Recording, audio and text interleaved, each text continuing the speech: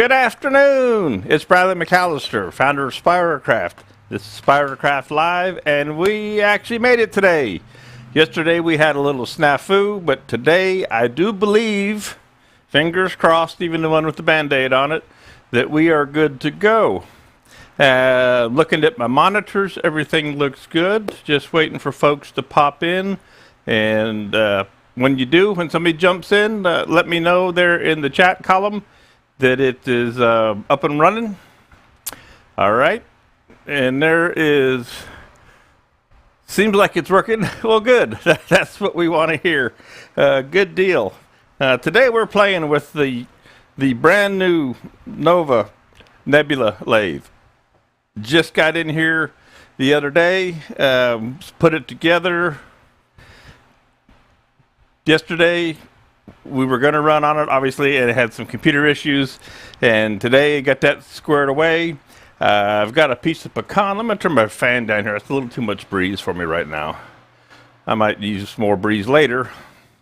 I had a piece of poplar that I was going to work with, and it just looked too trashy when I got in here and kind of cleaned it up a little bit. So I went out to my log pile here in South Georgia, which I happen to have some pecan in the yard from the summer, and this is fresh cut off of a log piece of pecan, and it's got a little wormhole here, and it's been down for a while, been down since like June. And it's got some spalt going on in it. There we go. It's got a little spalting in the outer profile, if you will.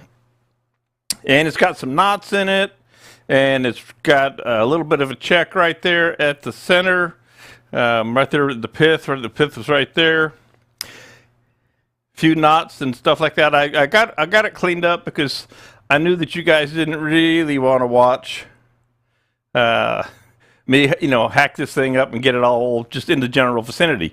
So what I'm going to do today with this is we also have a Woodcut Tools Bowlsaver coring system set up that I have set for this lathe already. And then I have another different kind of coring thing that I'm going to show you. And this is kind of something to do with this piece of wood. And I have a certain kind of project. I'm going to cut a couple little bowl blanks out of this. And then I want to do something weird, and because I have a project in mind. So I woke up this morning, and when I wake up, sometimes I get these weird ideas, and so I'll show you what I have in mind as the day goes on. But let's talk about this brand new NOVA Nebula Lathe that just came into the States, and I'm going to kind of disassemble here just a little bit, and then put back together so that I can kind of show you some pieces and parts. This thing is really nice, and when you see me look down like this, it means I'm looking at the monitor for the chat column and trying to read the chat. And Michael's in here, Rich is in here. Good morning, gentlemen. And Rich, Facebook user from Cape May, New Jersey. Well, Cape May, New Jersey can only be one of two people that I can think of. Pete is here. Good deal, and I'm watching over there, and so Michael McEwen, I got into Facebook here a little while ago, and of course I always started too early, and I was trying to get you set up to take care of those trolls who seem to pop up, sometimes in the beginning, sometimes at the end, and I just flat ran out of time. I needed your email, and I didn't have it out here, but don't worry, I will get you set up there, Mike. Mike is a great guy, Michael McEwen. He helps me out a lot, helps Spiracraft at different events, and he's going to help out here. Sue, yeah, I kind of figured that it was either you or Art, one of the two, that's in here, and I'm glad you're here today. Let me get this face mask out of the way. And I'm actually going to take this block of wood off. I just want to kind of show you a few things. On the lathe. I've got this piece of wood on a faceplate right now. And, oh, there we go. It's a pretty heavy piece of wood. But I don't have a rear camera, but I was going to turn this headstock sideways and show you how things work a little bit. Now, again, I literally put it together on, what was it, Wednesday, came out of the crate. And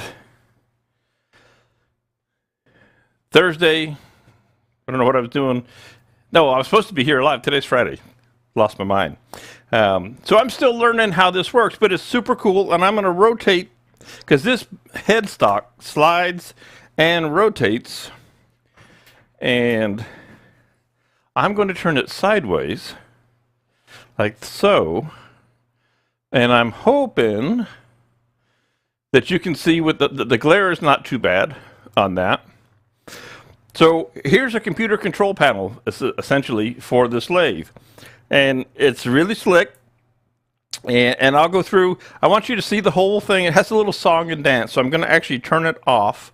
The main power switch, I don't really want to put that on the floors. I don't want to have to pick it back up, that blank. Main power switch is right over here. And I'm going to shut this off completely. And you'll see it takes a minute for it to go down. The direct drive, yes, I had a direct drive. I had a DVR years ago from Nova, and I really did like the direct drive. It's pretty slick. There's no belts, no pulleys. Everything is just right there. So it's off now, and then hopefully my microphone will pick up the little song. I kind of like the little song. I think the folks at Nova were being creative. It's a cute little jingle here. So I'm going to pop this on.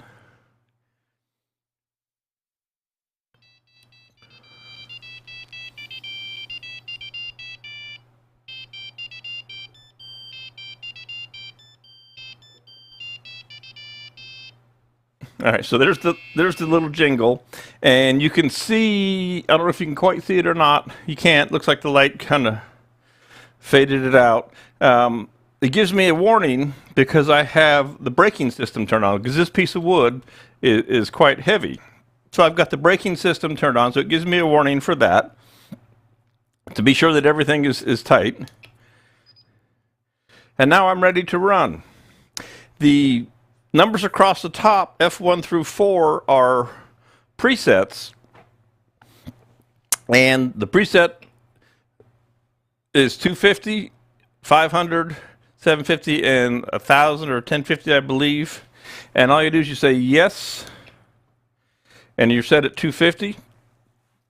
And when you hit on, it starts running at 250. Okay. Confirm I want to go to the next speed. Jumps up to 500. And again, the light, I know, is a little funky in here. I don't know how I can shadow it. So instead of having to dial anything, you can jump up. And if we punch these twice, then it goes, there's 8 presets. So we got 4 buttons, and it will actually give us a speed, 2 different speeds. Okay, and the speed on this, I can't remember what the low speed is rated. I think it says 100, but it actually will go down to 50, which is really cool. 50 is a great sanding and finishing speed. And the top speed is 4,000. And I believe this preset is 2,000. So there we go. So when I double punched F4, I got up to my 2,000 speed. And you know, it's very quiet. I mean, it's running 2,000 RPMs, and I don't know if you can hear it in the microphone. I'll move close with my head. That's all the more sound there is. It's very quiet. You can also move it incrementally, literally 10 RPMs at a time with the rotator knob. And it has an emergency switch, and it shuts everything down. Okay? And then to release the emergency, you rotate it, it clears the emergency, and you're back and ready to go. Pop back over here to F1, agree to that, and we're back to 250 RPMs. It has a very interesting menu system, and it's once you get used to it, it's pretty cool. And with the knob, with the speed knob, you rotate your way down through the different settings. And let's say lathe settings, and then all I have to do, I'm trying to keep my head out of the way, is punch the button in, and I get the settings for the lathe that I can play with. And the one that I wanted to point out the most is I have this assisted braking on for this heavy piece. And again, I'm not sure if you can see, I don't have that camera zoomed in tight, but this is, again, just the menu system. You can work your way through all of this. Lots of settings. It's all detailed very well in the book. The other nice thing, you see this wire sticking out here, it has a remote control, a wired remote. So you can have the emergency switch, you can start and stop, you can control the speed, all from a remote, which I think is a really fantastic feature. I won't buy a lathe now that doesn't have a remote of some fashion connected to it. This does obviously rotate, and it has detents at straight or 0, 22, 45, 90. So you can set it wherever you need to. So it rotates and it slides up and down the headstock. And super easy. And I'm going to turn it back now, because I didn't want to slide it because I have it set. And I'll go to the overhead. I have things set to fit right in the camera here. And, you know, so we don't lose that camera shot. All right. So at the other end, slide this over. We've got our banjo, which you probably can't quite see coming in. This piece of wood is going to make me say what I'm doing. I'm going to put this back on the lathe. This is the faceplate that came with. It's a 6-inch faceplate that came with the lathe. So I decided to go ahead and use that today. And we will wind this guy back on here.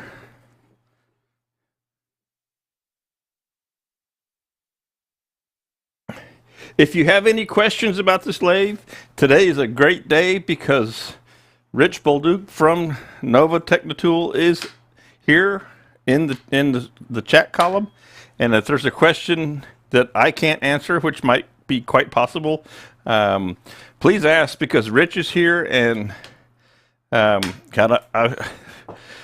Rich, I don't know how to pronounce this. Your associate that's in New Zealand, who is watching, I believe he's in, and I don't know how to say his name, so I'll just say it's Shai, S-H-I, and so you can beat me up whenever you see me for pronouncing your name wrong. Motor horsepower, the way it is configured right now, it is on 220, and that will, let me jump up to the front here. This is one of the cool things. It's a great question. First one was right. Good deal. This is the only lathe on the market, and Rich can correct me if I'm wrong, that at 110 delivers 2 horsepower. And if you switch it over to 220, which I have done, it's 2.5 horsepower. And the amperage, that one is one that I don't know, maybe 15 on startup or under a heavy load, and half that's at 110, and probably half that at 220. The beauty of this lathe, and this was the way I loved about my other DVR as well, it only draws what it needs. So some machinery will draw 15 amps all the time. This only draws what it needs. And so Rich says, yeah, it's due to the switched reluctors and motor's efficiency. And in case anybody can't see, I'll read this out. The controller limits the current draw to 15 amps at 110 volts. So it only draws what it needs when it needs it. And it also, in the menu system, I didn't show you all the different parameters. It has an auto idle. After a little while, if you've left it on and you've forgotten about it and you went off to Burger King or whatever, and it wasn't running, it'll shut itself completely down. So it's very economical from a power standpoint. And Rich is filling in there the speed sensor, detects the speed and adjusts the current draw to maintain the speed. And that's cool. That's correct. There is another setting in here that I set it to for, especially this big piece like this, for heavy out of balance. You have normal, and then heavy out of balance, and then small. So you can control how this piece, how the machine reads the piece on the end. And I was playing with the settings yesterday, and luckily I had Rich and she on my phone helping me work through learning how to use some of the settings.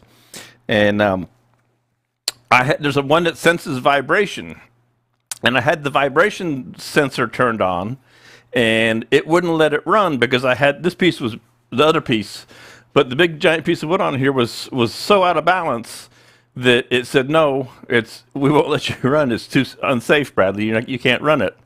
And they said no. Well, for a piece like that, you need to go ahead and turn that vibration off. That's more of a protection circuit for beginners, so they won't turn something on too fast and just have it fly. Say they had a small piece or a spindle type work. I'm going to make an assumption there. Again, Rich could jump in on that vibration. So I turned the vibration control off because I figured, well, this thing's going to vibrate like crazy, and I knew it would. And it wouldn't let it run. And then the other thing I did is in the system, I turned on the braking, and I'm going to show you this braking. It's pretty cool. And because this is a big piece, and I set the braking to a pretty high level. I think it goes from 0 to a scale of 0 to 20, and I set it on 15. So I'm going to punch this thing up to 500, because I believe it turns okay at 500. And just to be safe, I am going to bring the tailstock back up here. And the tailstock is cool. It has pockets here for holding different tools. All the levers work great. Okay, lock everything down. So I'm going to turn this on at 500. And it's also, there's a slow start.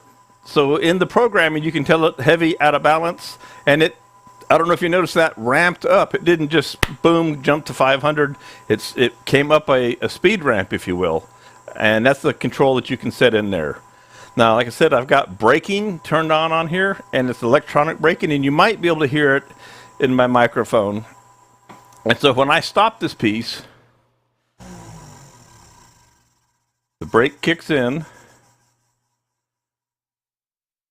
and stops the piece, locks down, and then clears. Now, when the piece was really out of round and out of balance, it would kind of go back and forth. So it was making sure that everything was all cool and it was good. So that braking, it stops it. You don't have to grab it with the hand wheel. And I'm an old school. I'm grabbing the hand wheel. I'm still trying to put my hand on here and do things. Oh, and by the way, if you see a Band-Aid on my hand today, that's because when I was sharpening a bowl gouge earlier, I got it just sharpened and I accidentally swiped across my finger and laid that finger open. Something I've done before. What other goodies should I talk about? It weighs 480 or 90 pounds. It's quite substantial. I was having a little rocking going on, and it's got feet like you've never seen before. The feet are literally like 3 inches in diameter. And I had a little rocking going on. I had this thing was, all out of whack. And I adjusted 1 foot, and the feet are really easy to adjust. And I dropped down there. It comes with the wrench. And I dropped down and I adjusted just one corner, and it settled things right down. So super easy to adjust those giant feet. Hey, Joe's in here. Good to see you, Joe. Hope you're doing well. So, I got her stabilized pretty well. This piece probably weighs 60 pounds, something like that. So it's fairly heavy. Okay. Other features, there is a tool tray which you couldn't see even if I had it installed. Again, I have a work table right here in front of me. Again, I love the remote because I can put it wherever. It's cast iron legs, cast iron bed. This thing is solid. It's smooth. And like I said, I was leaning on it earlier today, getting this piece ready, and it didn't have any trouble. So I'm running at 2.5 horsepower on 220, and I am going to, because Rich gave me this, I'm going to turn this off for a second. I want to show you something, and I thought it was a great idea. If you get one of these, and I think you should, unplug this thing as soon as it shuts off. It's super simple to go from 110 to 220. It is intelligent.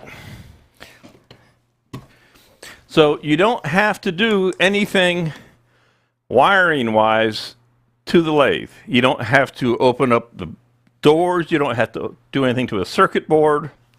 You take the regular cord that comes off, the 110 cord, and Rich Bolduc, he gets all the credit for this. And I don't know if it's in the directions or not. Excuse me. You make a cord up with a 110 plug female on one end and a 220 plug on the other end. You plug your 220 into the wall. You plug this into the lathe. The lathe reads the 220 current and switches over and does all its magic inside on the circuit board. And so you don't have to do anything to get 2.5 horsepower. No rewiring. So, like, I travel a lot, especially I used to travel a lot doing trade shows, and they won't always give you 220 at a reasonable price. So if you had cut, and this is why he recommends it, if I had cut the end of the cord off and put a 220 plug on it, and then I decided to take this lathe somewhere, and I didn't want to pay $300 for 220 power, I'd have to change the cord end again. So by having this jump cord, all I have to do is plug it in 110, plug it in 220, and I'm good to go. Real slick idea. First I've seen of that. So I'm going to plug everything back in. And I'm just trying to kind of give you an overview. This is not some super technical review of the machine, because we are here to make wood chips. Okay.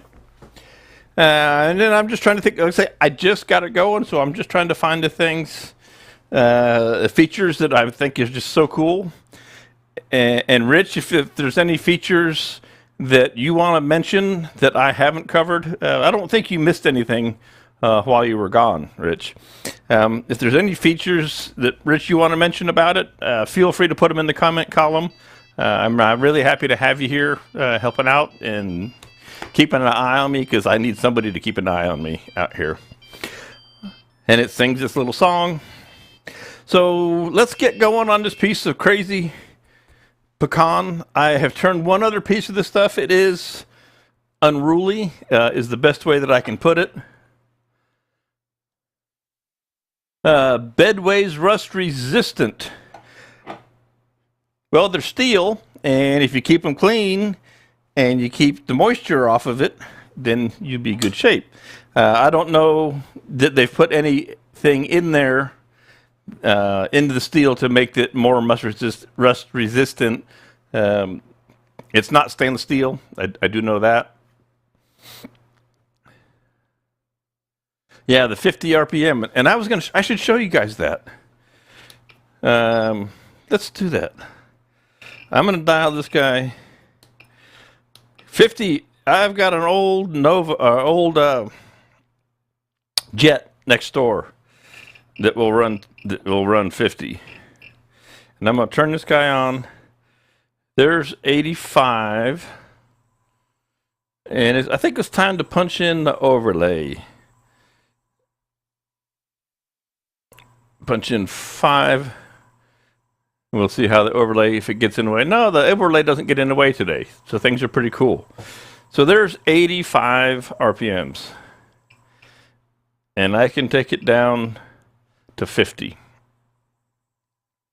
and it will just rotate along ever so nicely. And I'm going to pop you in. I'm on there because I have to cough anyway. So a nice, and it's showing, watching the digital readout, sometimes it drops down to 40 41, 42. 40, I'm seeing 41, 42, 46. So it just keeps adjusting. Depending on, you know, the weight. And this piece, again, is pretty heavy. So that's really slick. And, you know, if you wanted to just come up a little bit, I just take and turn the knob. And it's literally, it's 5 RPMs at a time by the knob. Which is super cool.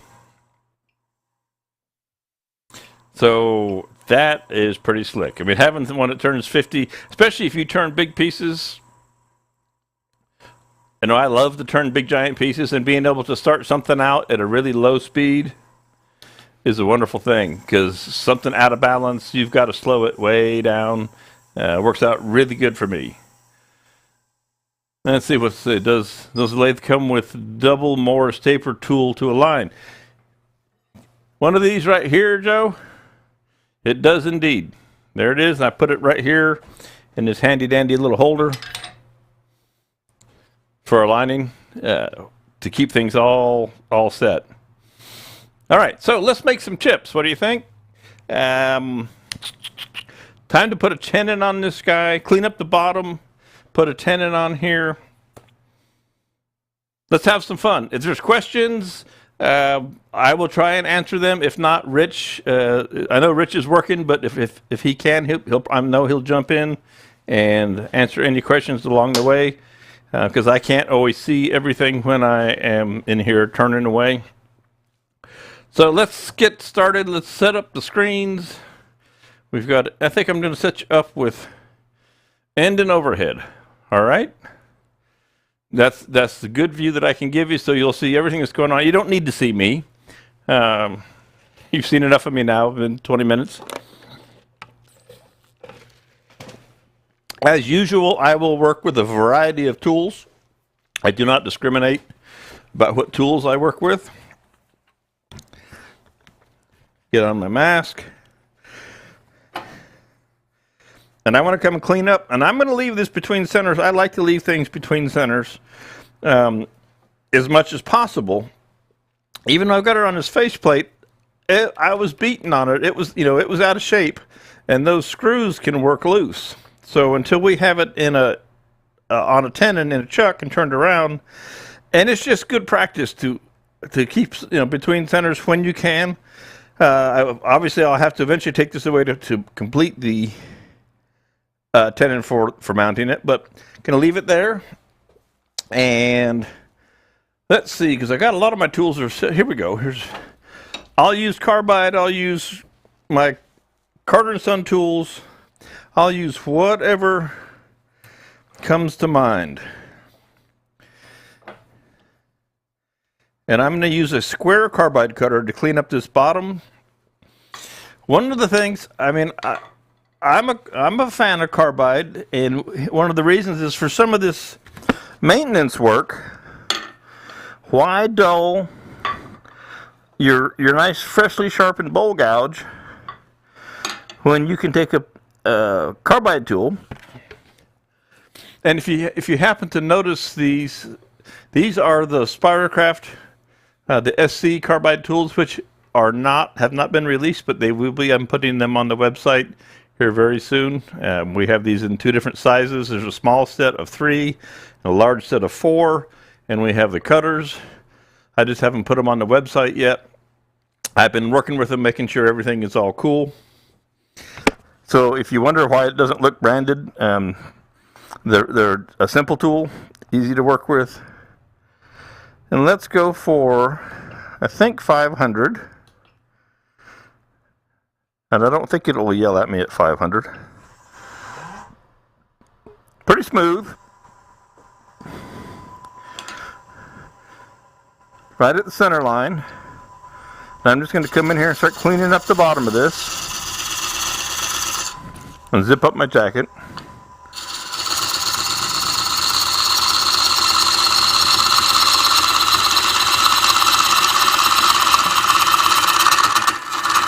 And this wood is green.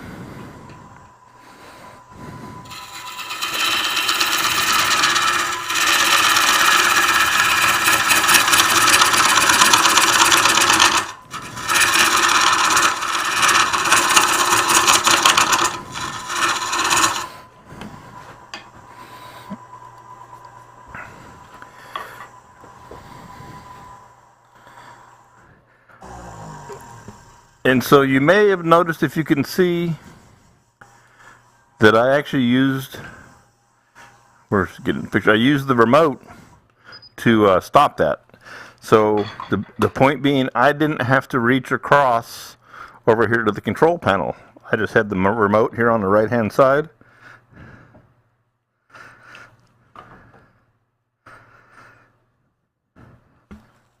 And I can turn it back on, hold it for 2 seconds, fires it back up.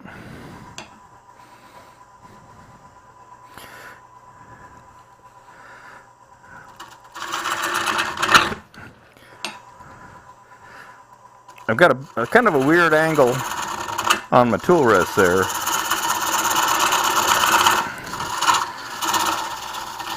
And so since if it wants to give me trouble like that, well, you know, I'll just switch tools. I'm not going to fight it. I'll just grab a bowl gouge.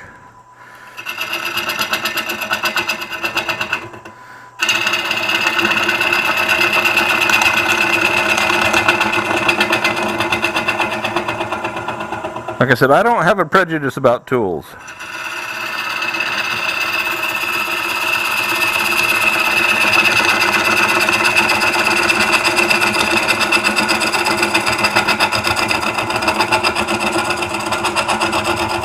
Now, one thing about this lathe I didn't mention, and you almost got to see it when that carbide tool kind of got out of shape, if you have a big catch or dig in, the machine will sense it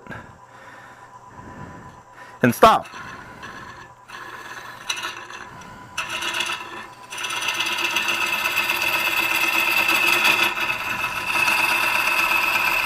Now I'm going to use a big Titan, NOVA Titan, with the 5-inch jaws on it today. And I've got my calipers already set, and by golly, I'm pretty much right where I want to be there. All right, so I think we'll just stay there, and we'll go ahead and begin to carve this tenon, and then I'll make the tenon, and then I'll take away this excess that's here. Hey Randy, thanks for dropping in, glad you're here today. So I'm just going to keep working with my little bowl gouge here.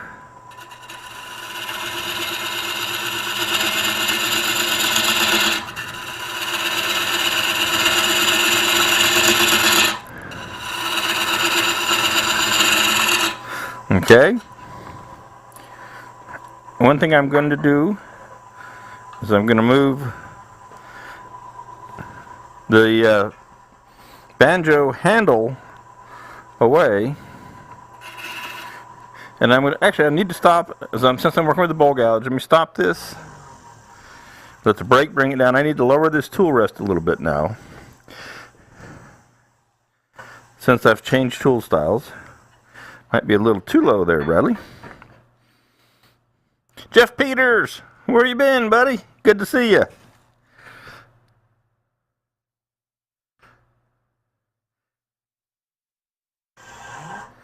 Yep, maiden voyage with the new lathe.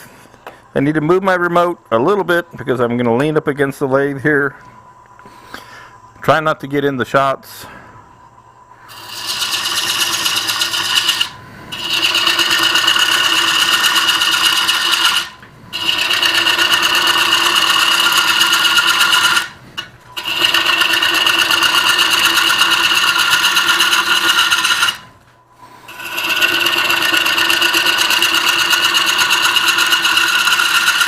Now, you may notice that I'm leaving this bottom pretty flat, and that's on purpose because, I mean, lift up my mask, you can be able to hear me better. With the Bowlsaver, the standard Bowlsaver that I'm going to use today, I'll be taking fairly small bowl cores out of the center, and then I want to have, I want to make a platter out of the very bottom of this, and I'm also, this is the weird part, I'm going to cut some rings out of this top. I'm going to slice off a couple of pieces to make rings, just big hollow rings that I go into another project that I have in my brain. That's the one I was talking about, just a little weird. And I see that top camera, well, it looks like it's almost staying in focus. If it doesn't stay in focus well enough, I'll go in and, I thought I had locked that focus. But anyway, I want to keep this bottom fairly flat, so I'm not going to make a big giant bowl shape. This outer piece is not intended, the overall shape is not intended to be a big giant bowl. Okay, just so you know.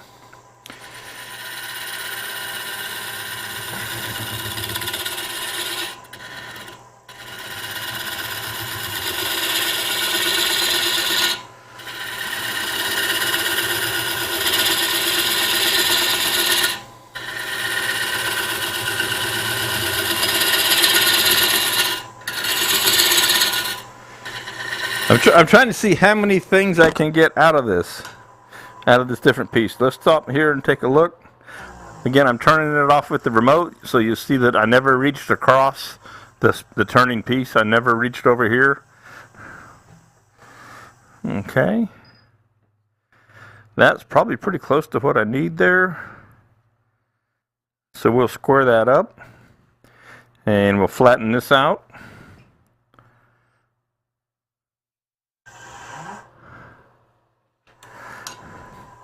Yeah, talking about the bed there, I've got a product here that I picked up at AEW last summer. It's one that I'm playing with, carrying for Spiracraft. Lamalube 3. Looking for a lubricant for keeping our ways rust free and lubricated. It's a non-silicone and reduced friction multi-purpose dry lubricant, fast drying with PTFE. So you can buy this online, and this is something I've been playing with. It works great. I've been happy with it. And when I get done with this wet wood today, I'll spray everything down. Just sharing that with you. Let's go ahead and take some of this out of here.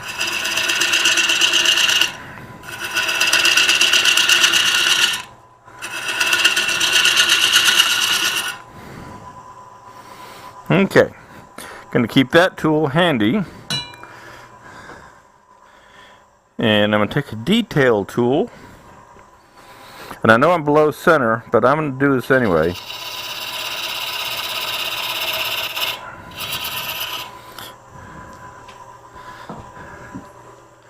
Let me double check these jaws. Yep, okay.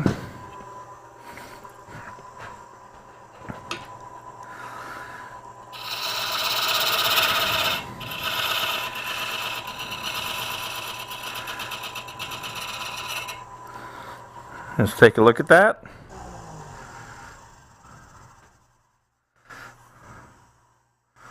Okay. And I think I'll come in and flatten this out just a touch. And then I haven't used these, but I know it's, I'm almost positive it's not too, the tenon is not too long. These jaws are quite deep.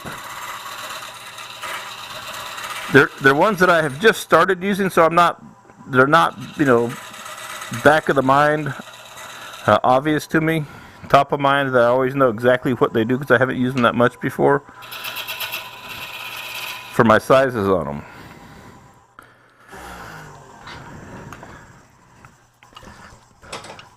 So let's slide that tailstock out of the way.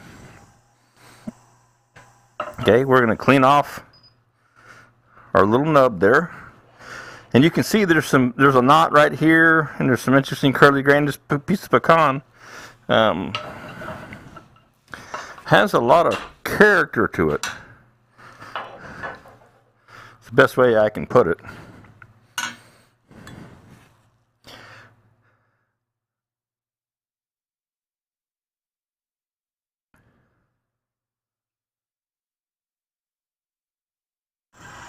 There we go.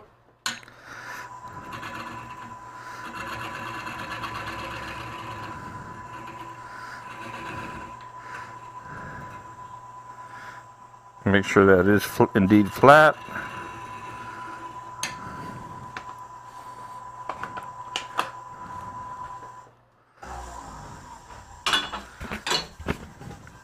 And I'm just going to grab that chuck and make sure that it goes on here, because I just want to be sure it's right when it comes time to be coring with the coring tool. You want to have a nice solid chuck, or a nice solid tendon on here.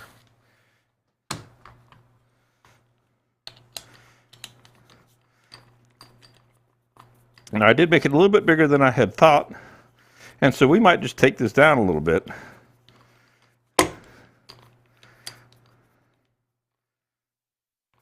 My length is good. I could be a fuzz longer, and I could be a little bit smaller. You see how big my gap is? So I'm going to take this tendon down. That's why I like to check when I'm not that familiar with a particular set of jaws that I haven't worked with a lot yet. It's always good to check before you take things completely away.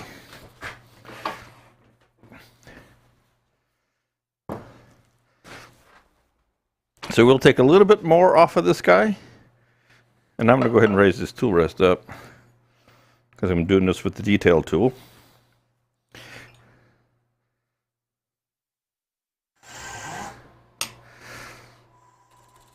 So let's take a little bit more off of here.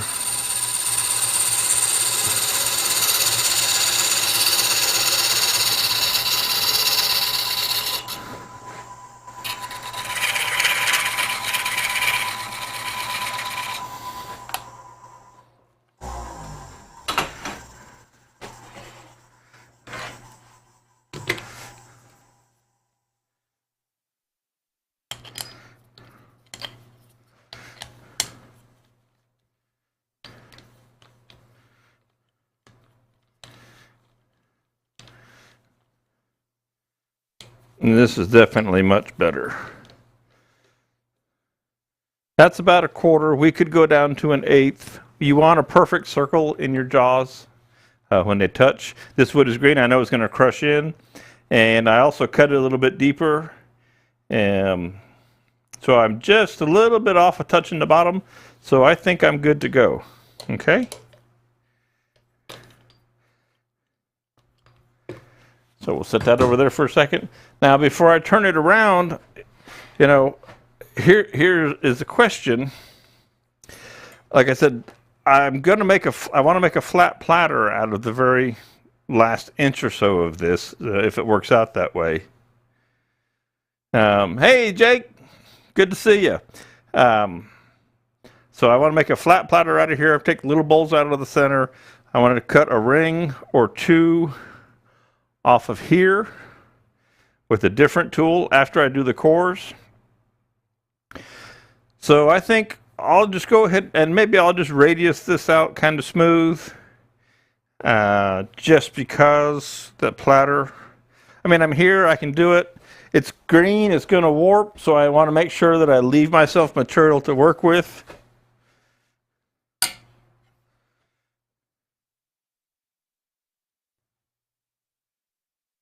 Oh, that's right. It'll take me a little bit to get used to. I have to hold the button for 2 seconds on the remote.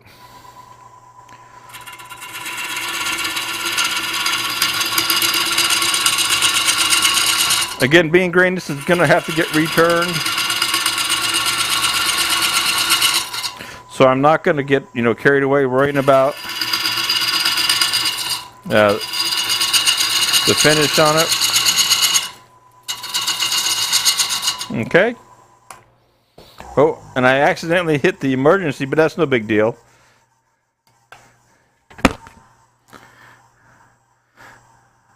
Okay, cool beans. I say, and I'm going to pop up here, back up to the front. Come on, controller.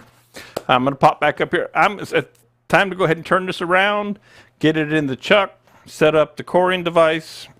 Okay, so I'm going to take my live center out.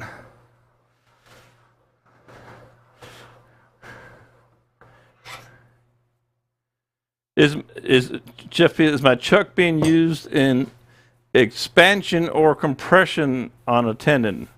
Well, I'd say it's being used in compression. See what's. Oh, Jake says to Michael, "What's up?" And Michael's living the dream, the golden dream at that. And you guys are talking amongst yourselves. That's cool. All right. So tool rest can come out. Move the banjo out of the way for the moment.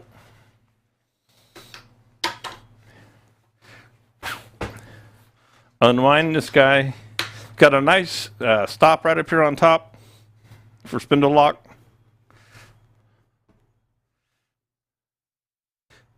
And I think in the overlay, I'm going to put you in the overhead. That should change. There we go.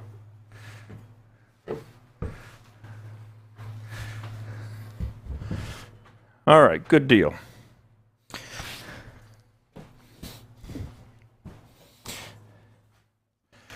If everything works like I'm hoping it will today, this second coring tool doesn't look like a coring tool that you've ever seen at all. It's from Haynes Tools, Johannes Michelson. And I'm trying to remember the name of it. I've had it for years, and I forget the name at the moment. And hopefully it'll come to me.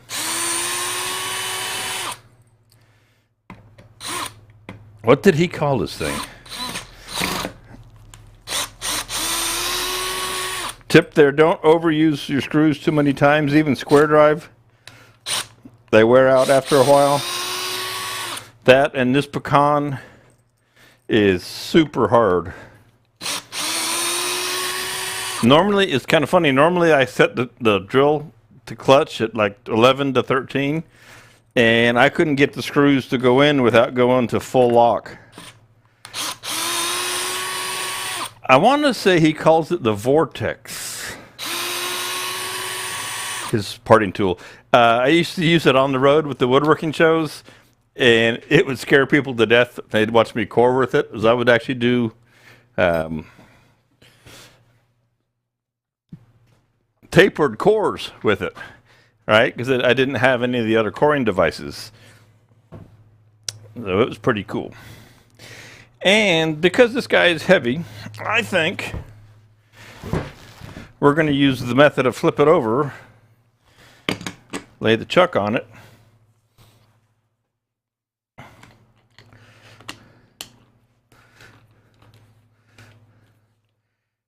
so I can just wind it onto the machine. Hey, the Dutchman made it in here. Good to see you. You said you were in your shop today. Well, what you missed, you can catch on the replay.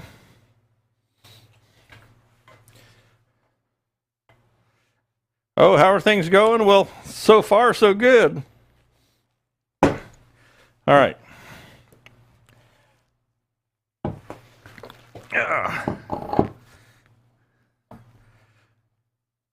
If it changes the picture, because the chuck moves it out about 3 inches, I may have to go adjust that end camera, or not. We'll see.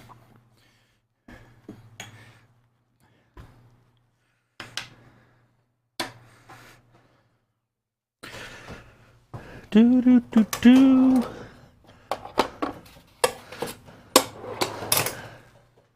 So Dutchman / Jeff, I'll put it to you this way. If I'm humming, so far things are going good.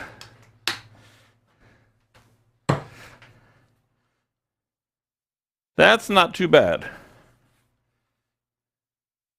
All right, so we're going to tighten this guy up some more, because it is green, and we all know that there's like 6 pinions on a chuck, and that gap is not too bad at all. It's coming on down. Now, it's been turning at 500, which is also a good speed for the bowl coring system to work at.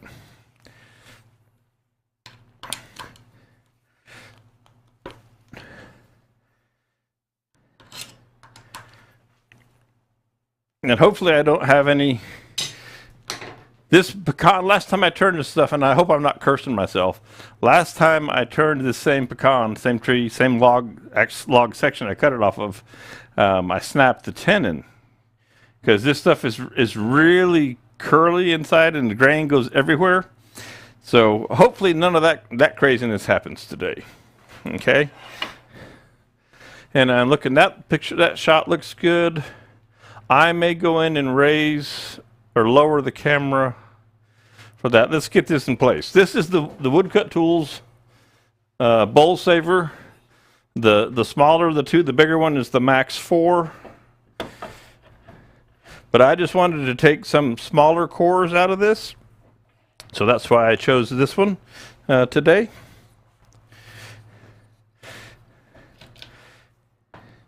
And going to start with the small blade. So a little bit of adjustment here, changing blades around.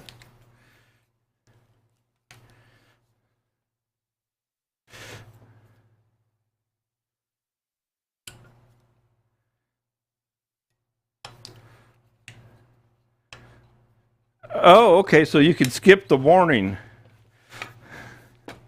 See, well, yeah, I don't know. Sometimes I need to be warned about whatever it is I'm doing. And I'm just going to take the large blade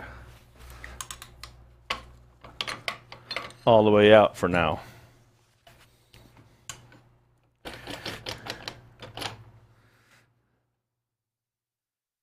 All right.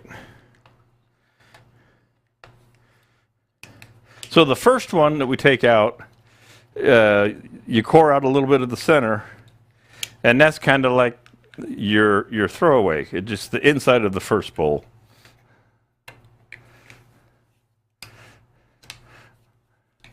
Yeah, watch my fingers are like I cut it open earlier today with a nice freshly sharpened tool.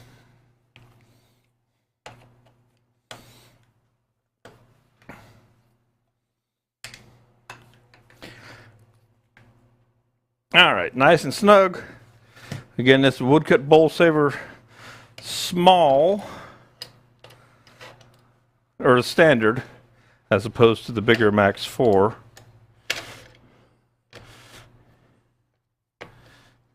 And hopefully I set this right.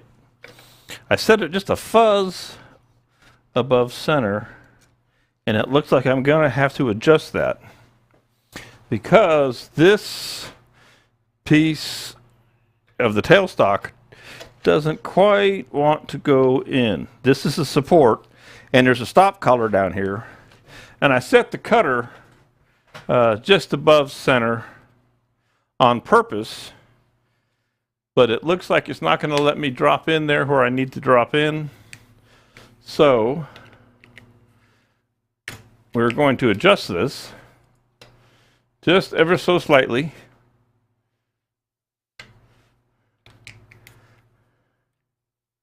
Since I hadn't actually used it, all I basically did was set it up. Because once your stop collar is set on a Bowlsaver, you're good. Okay, and that goes into the tailstock, and that's what holds everything in place. Now, as you can see, do I have the end shot? Yeah, there's the end shot, and that I want to go adjust that end shot just a little bit. So I'll give you, well, just hang on. I'll just leave it on the front. I'm going to go into the control room here,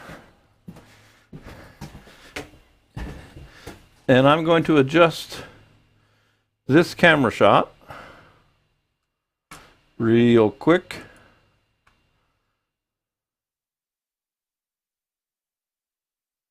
There we go. That gives you a little bit better shot of what's going on in there. And the other thing I want to do is I'm going to jump over to my NDI, and it is not on autofocus, so that should be all right. Good deal. I'm learning to use this the NDI cameras, the Bird Dog NDI cameras. It's pretty slick. All right. a network digital interface, so that one day Michael McEwen, who has so graciously volunteered, can run my cameras from Canada. Because all I have to do is give someone access to my network that these are plugged into, and somebody else can run my entire production. And then I won't have to change cameras, adjust cameras, switch cameras, or anything else. That's one of the goals. Now, of course, I haven't learned enough about how to do that yet to set that up. But that's neither here nor there, is it? All right, so we've got the small blade in place. That's shot. I've got the light guide. This is a laser light guide. And the little laser beam turns on. And this is how you'll know where you're going to be. So you can't see overhead, overhead, overhead. I make go. I don't know. I'm going to turn off that overlay for a second. Come on, overlay. Go away. There we go.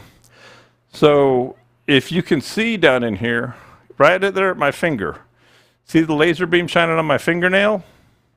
That's on the outer edge of the cutter of the blade. Okay? And so then when I swing this over, and the bar gets in the way for the camera, you can see what it's going to cut. There's right where my finger is, right underneath the bar. It shows you exactly where the arc of that blade is going to be.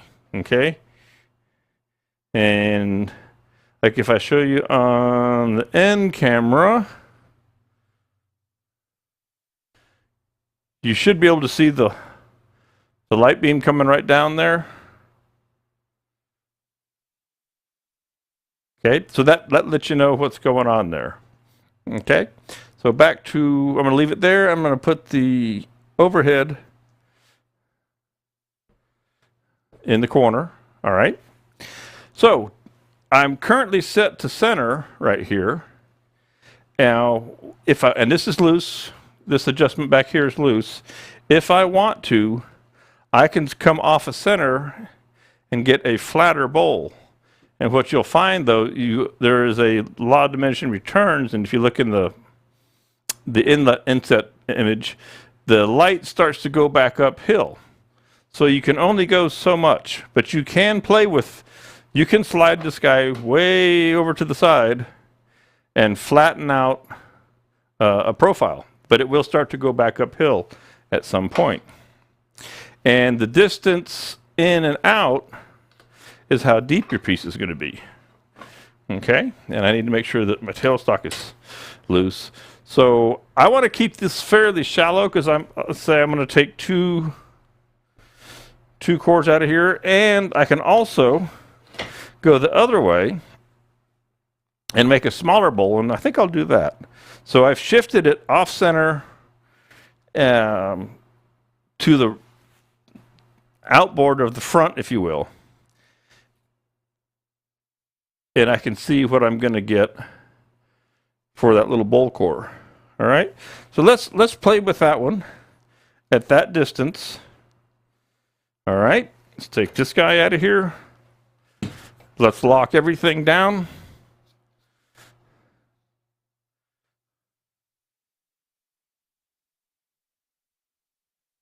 How thick am I going to make my outside edges? Pretty thick because this is green. So we want to leave extra, okay?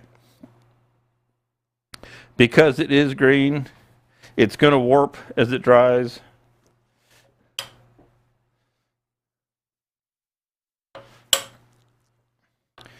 All right, cool beans. I do believe everything is set. Now, one thing that we might end up doing that you find out by working with these cores is sometimes if it tries to bind up, you actually just slide it and make a little relief cut and make some more room for the cutter. We'll see how it goes. I'm going to pop my face shield back on. But Dutchman asked, am I going to put an anchor seal on it? No, I'm going to throw it in a paper bag. Paper bags are free at the grocery store. Anchor seal costs $90 for 5 gallons.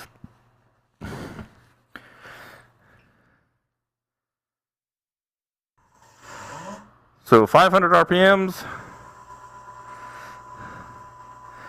Come in here and take this first little, start to take, see, you can see how small a cut that is? That's kind of like the inside of the bowl.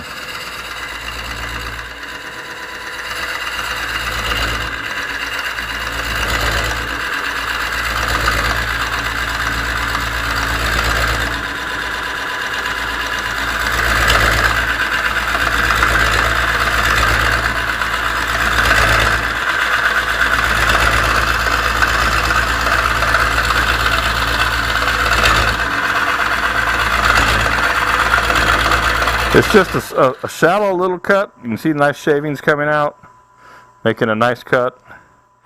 If it starts to give you sawdust, you can sharpen your cutter with a diamond card.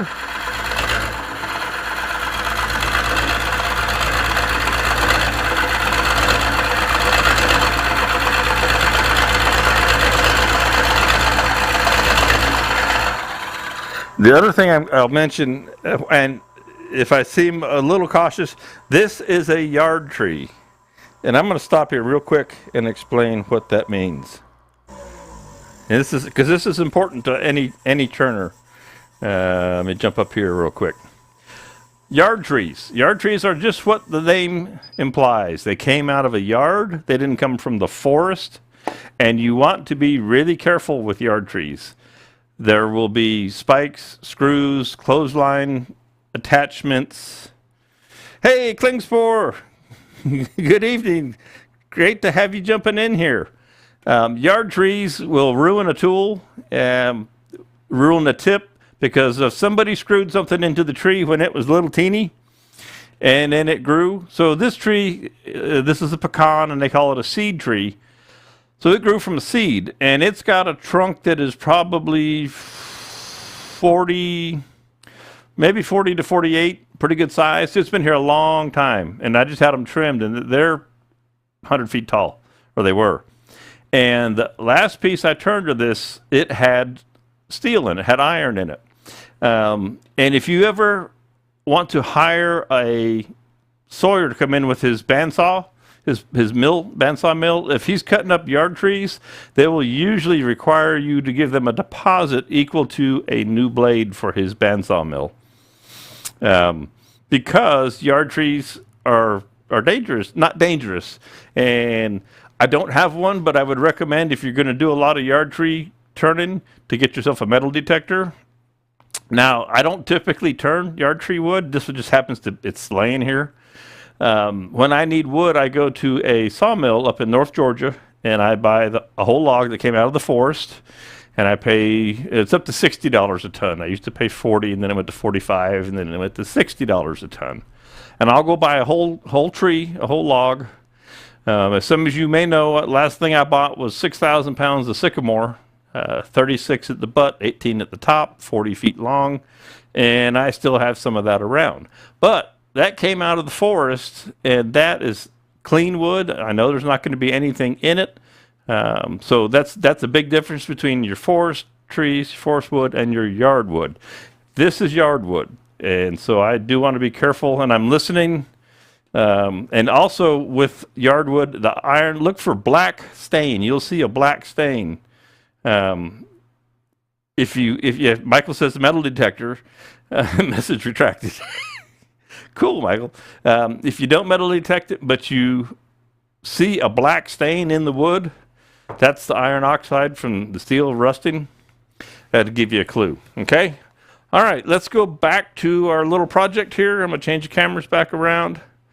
And I want to put the number 5 as the main program.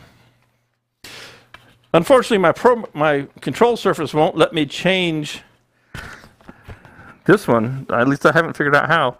And get rid of numbers and put names up of what camera it is. And so I have to double check everything.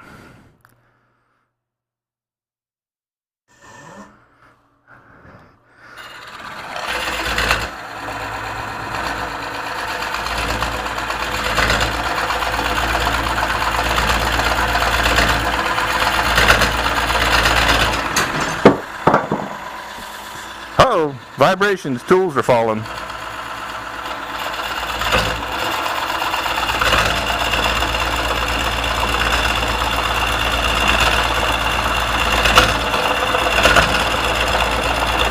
This does have some gnarly grain in it.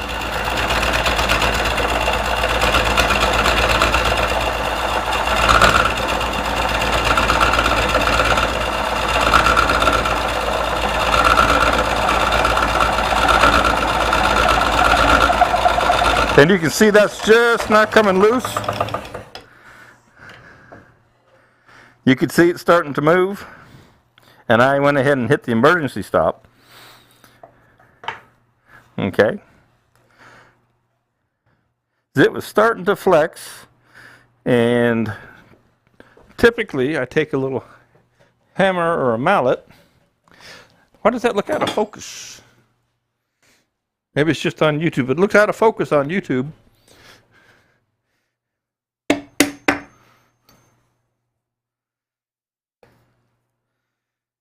And it's interesting. So that is actually part of a split or a check mark. You see how that wood is dark there? So that piece was actually, there's a split that runs through right in here. And that's what was going on. And how deep is that? Oh, it's about 3 inches or so. And that piece that was part of the split, and that's why that came apart. Here's the other half. Put this hammer out of the way.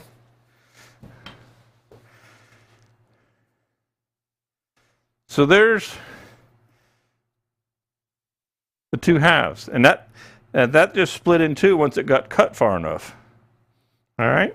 So that piece is, there's nothing. I wasn't really planning to use that for anything anyway. I mean, it'd be a good handy piece for something if it hung around, but it didn't. So now that we're going to go ahead, let's go ahead and loosen things up. And I'm going to leave the same small blade on here, and I'm going to move everything right up close.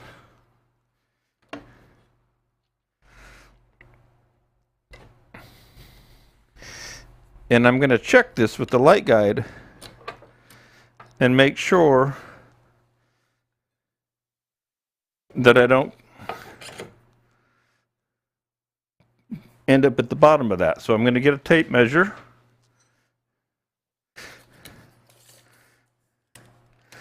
And I'm actually only 1.5 inches deep on the inside. And I'm showing 3 inches on my light guide. And I can get a little bit closer. Things are crooked. Okay. Just trying to bump up against the wear pad here.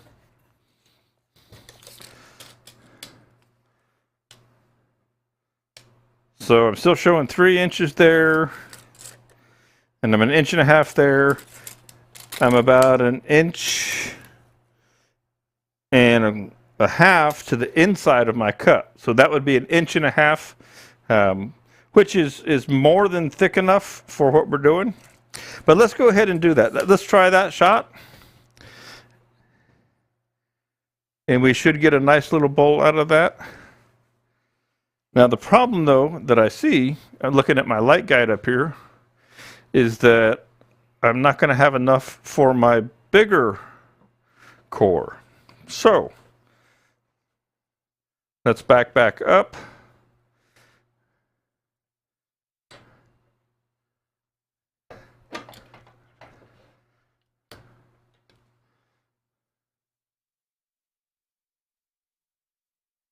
We'll split the difference.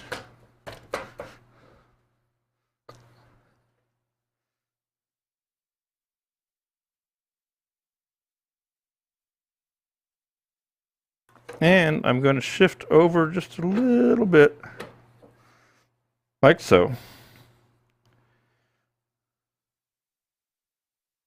All right, let's tighten everything down. I don't know if you can see this this wavy grain here in this piece. It's kind of cool. Pop that out, save the battery. All right, now this split, again, I just grabbed this tree and I didn't see how much split it had in it. This split may give me trouble. This piece we may just be going through the motions here. If that split runs all the way through, and it kind of looks like it might, so these pieces may not stay together. But at least we're having fun with the new lathe, right?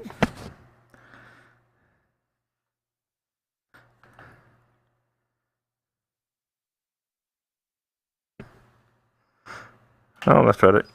I used the emergency stop.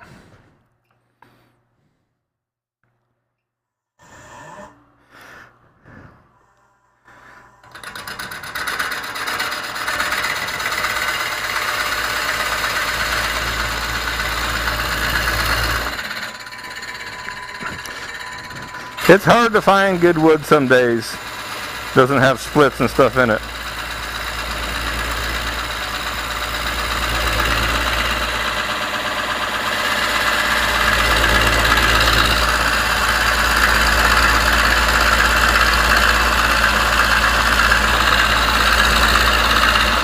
So that YouTube picture shows to be out of focus. So tell me, guys, is it out of focus on YouTube? Somebody tell me in the chat column, and if it is, I'll go see if I can't fix the focus on that, because what I'm seeing on my monitor is out of focus. If it's just I'm eating up some bandwidth, then I'm seeing it that way. But if it's out of focus to you guys, then I need to know, and I'll go fix it. Is the shop shaking? Well, the floor shakes in this place.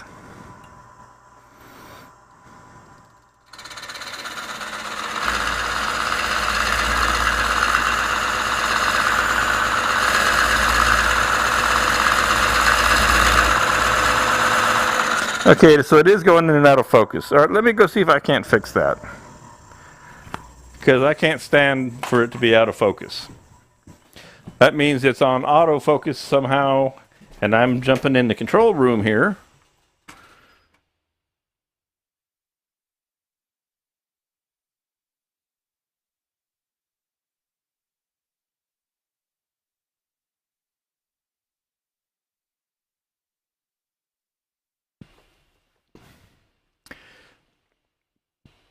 And that camera is set to be locked in the NDI. And I'm going to check it in vMix.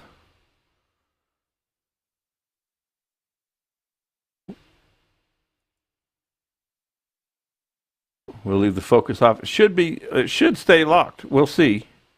Because I hate for that stuff to happen. To be out of focus like that. Technically the camera is locked. But we know how things go technically sometimes.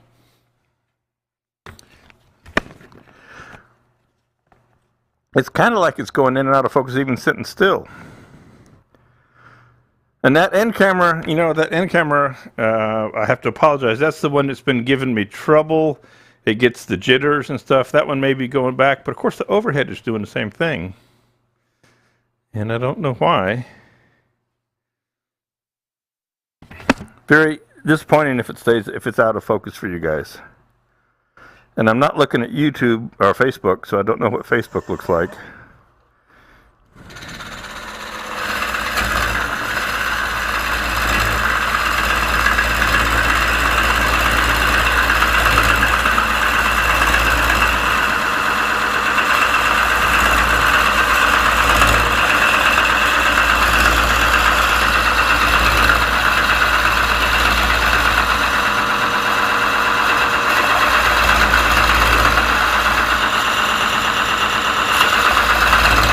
Yeah, the focus deal is weird because on my monitors they're in focus.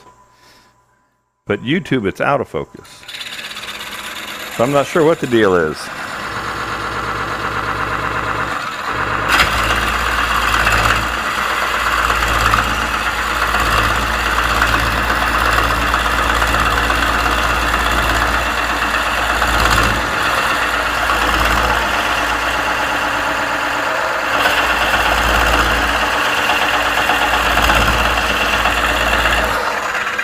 Okay, thanks for the info, Steve. That it's when it spins that it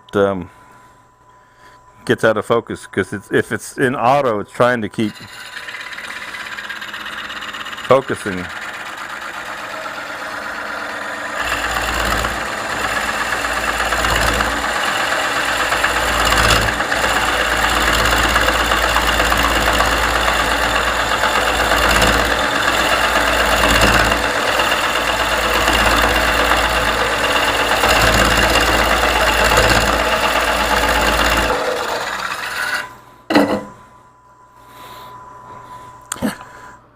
The one thing you have to be aware of when you swing back out, that you don't hit the other side.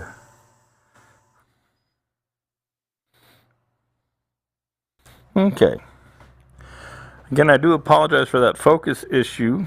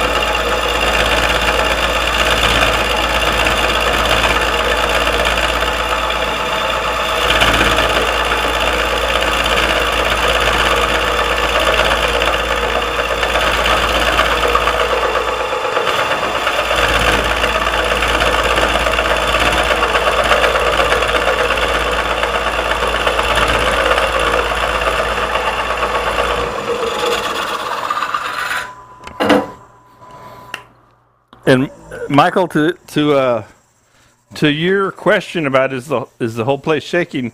The piece is slightly out of balance. Once I put it in the chuck, I didn't retrue it, so it is making the building vibrate. We're going to see if this will pop without breaking, if it's ready to pop yet.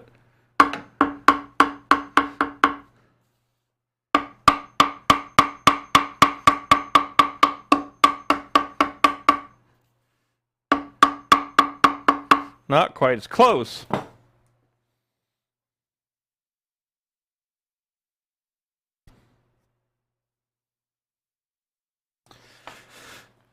Yeah, that focus. I'm going to go look at one more time and see if I can't do anything about it, because it looks horrible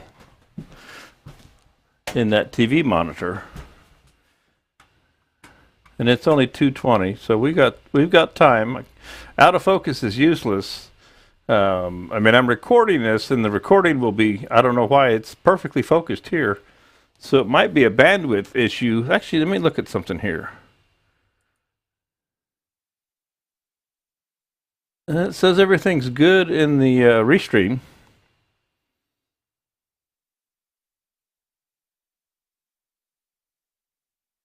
Okay.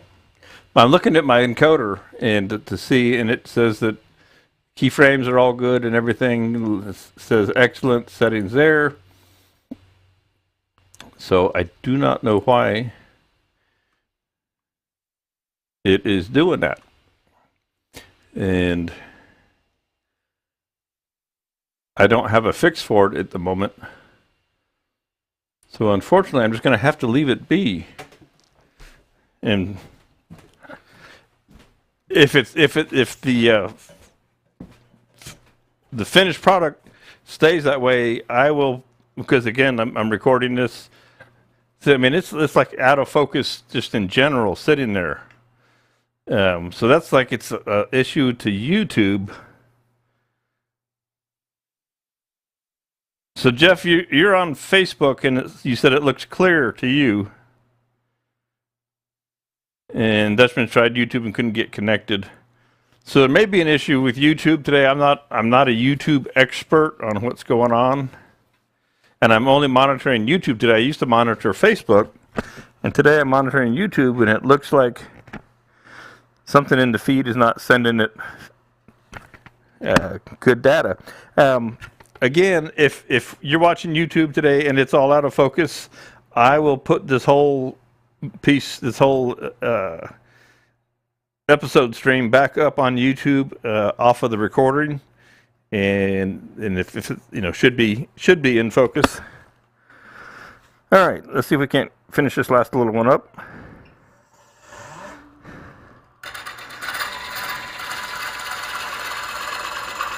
So Rich says they're both going in and out. Okay, that stinks.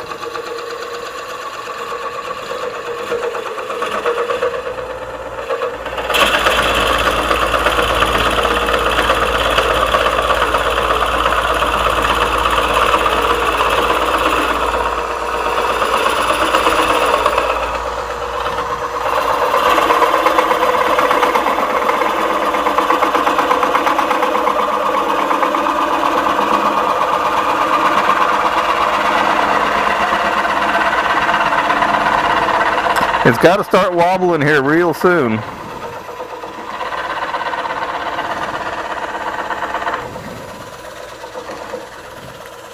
I think I'm up against.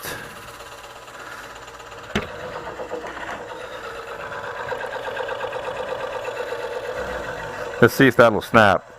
I'm up against the wear pad.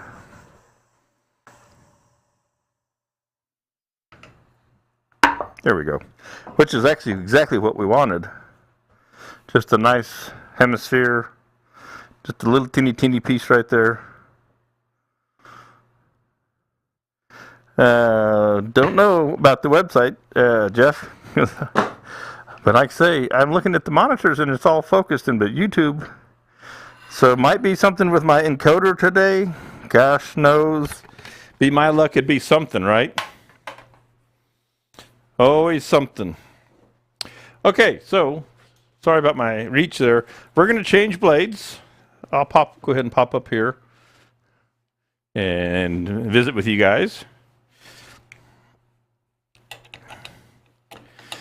I'm going to put the bigger blade on.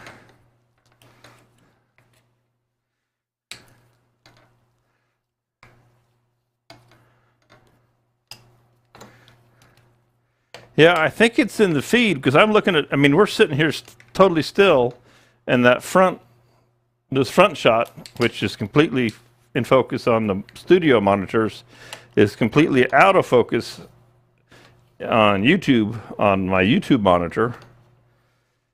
So I don't know what in the world's going on.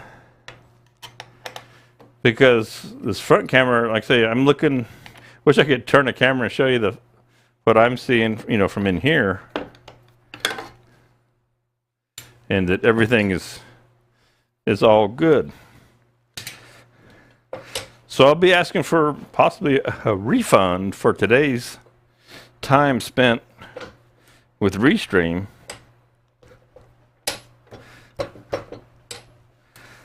Come on, slide back. Everything should slide back together on a good day.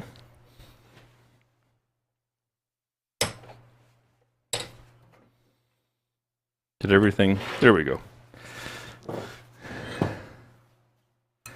Get our bigger blade in here.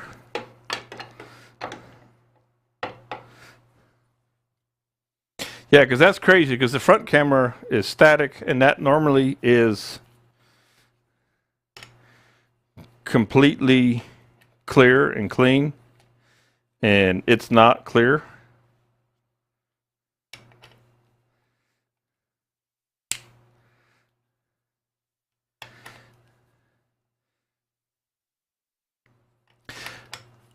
Now, one thing I could do, and I'm not sure what the ramification would be, is I could go turn off the stream and turn it back on to see if it clears up. First thing, you'd have to jump back in, and it would become a whole different episode.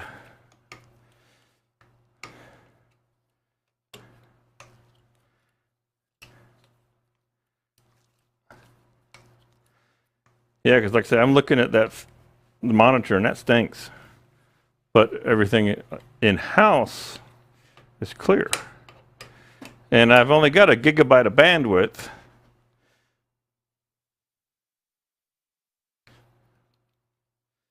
I got plenty of bandwidth, so I don't know what the problem is.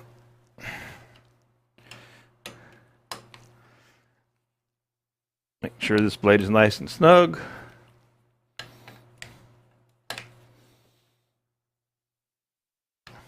Okay.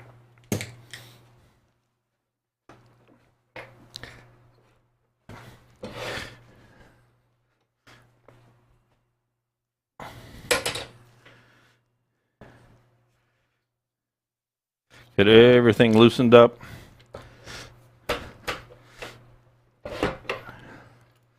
So the trick on this one is going to be, can I not run out of my platter? And I don't care if it's pretty thin on the bottom. That's okay. Of the last piece standing, because I've got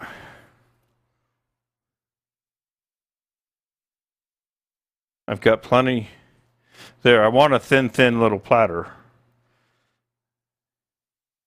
And I'm going to double check all this. Again, I know that fuzziness drives me batty, 2.5.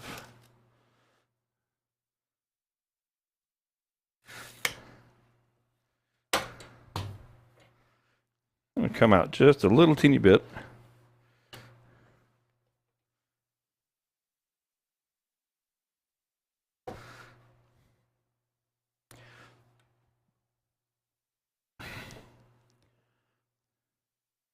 And this one's going to be a little bit flatter, so I don't know if you can see in the end camera. No, I'm in the overhead. Let me give you a overlay on 5. That's crazy, that fuzziness. I'm slightly off center here, which will flatten this bowl out, and it comes around and just starts to go uphill. Say they're all out of focus.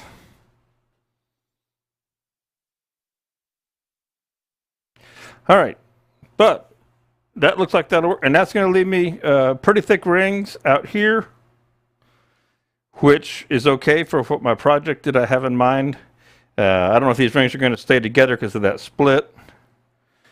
And if they don't, they don't. Okay. So let's lock everything down. Again, I can't stand seeing things out of focus there, but I don't have a fix for it right now.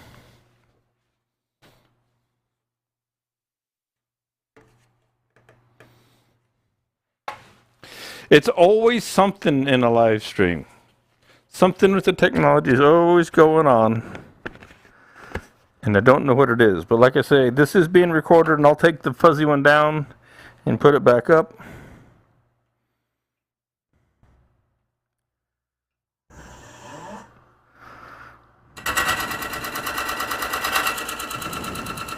And you don't need me, so let's change that to overhead.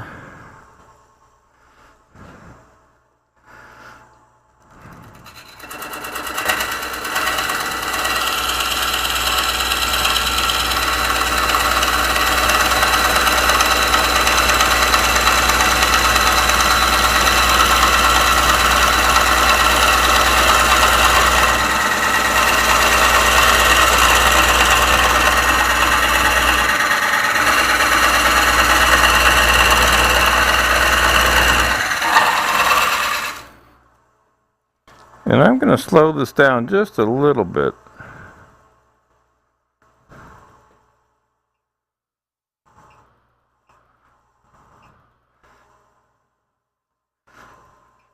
Down a little closer to 500, about 515.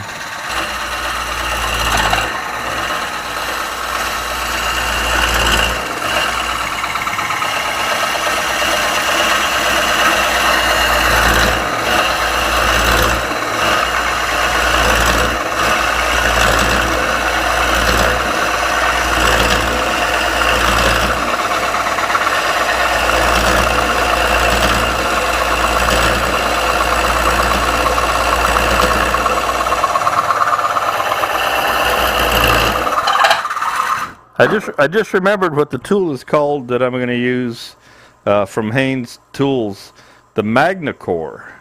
MagnaCore. Just came to me as I was sitting there pulling on that handle.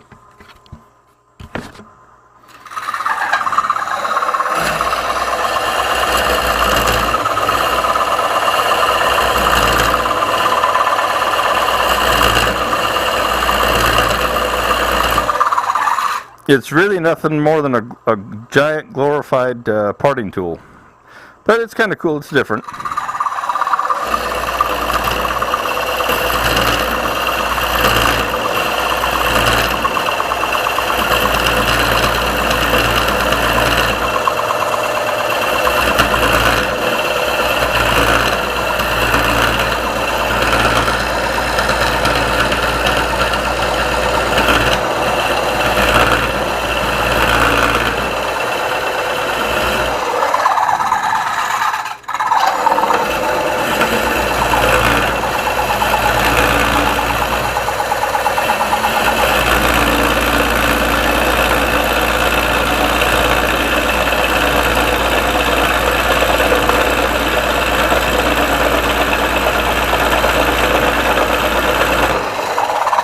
This Pecan, even green, is hard as a rock, but it is pretty.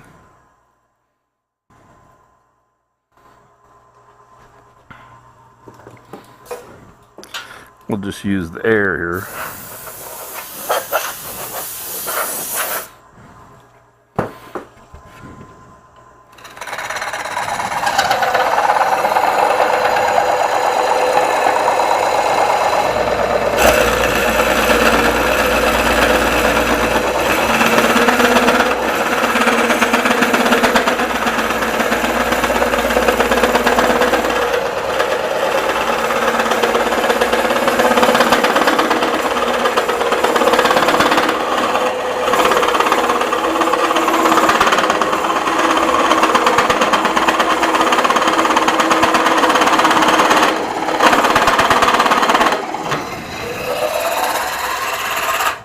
One thing that does happen when you're coring, and if you see, even if I had made this perfectly true and round, as you release the tension in the piece, as you're taking the cores out, they will go out around. They will start to move on you. As you can see, that has moved out here.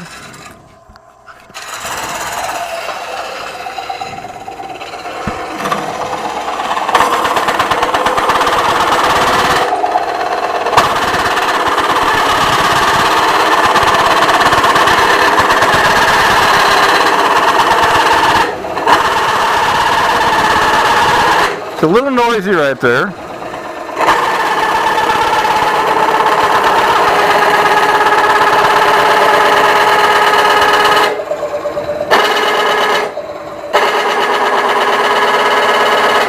And we're pretty much up against the stop. So theoretically, this should pop loose. See how that brake works? Brings it to a stop, nice and controlled. Then the brake lets go. There we go. And that's the way that should work.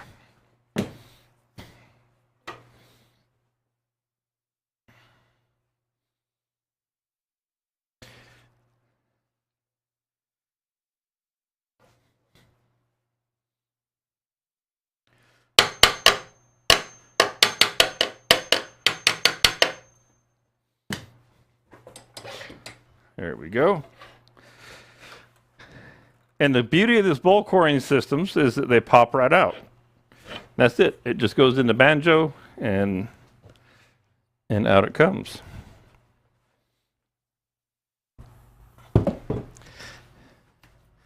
So there is a really nice bowl. And it is beautiful wood. There's a little split right there, but it doesn't run the whole way. Okay. Too bad it's out of focus. And then you see we've got our little nub here in the center. Let me switch over here. Let me make 5 the program. for the overlay so that you get a better shot. So there's what just the grain will snap right there. That's about 1.25 inches probably or so left over right in there. Okay. And what do we have thickness wise here? Well, let me grab these calipers. I think they'll reach, I hope. They may or may not. They kind of reach. So, which part of my arm? We actually have about 2.5 inches of thickness still down in the bottom. You can't quite see. You see here on our double-ended calipers, we got about 2.5 inches.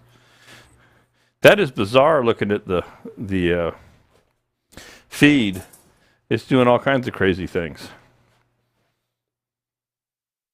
All right, now I want to cut, if I can get the tool wrist to do what I want to do here, I want to cut these rings off of here. And I'm going to switch your back around again. Go overhead. And I want to cut, this ring is about, what is this, right at 2 inches thick. And so I want to cut a 2-inch thick ring and another 2-inch thick ring, which will give me my rings plus my platter down here at the bottom. So, I know this is crazy. I taped my only marker to something else. But we'll work with it.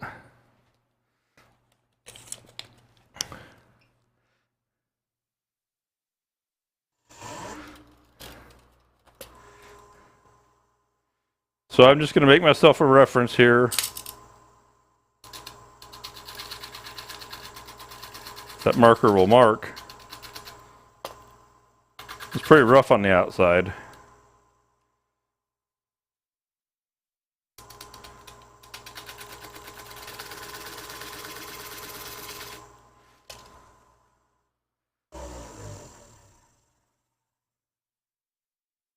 Now that second one may be too far. Or maybe just right. Okay. That's the end of that Sharpie.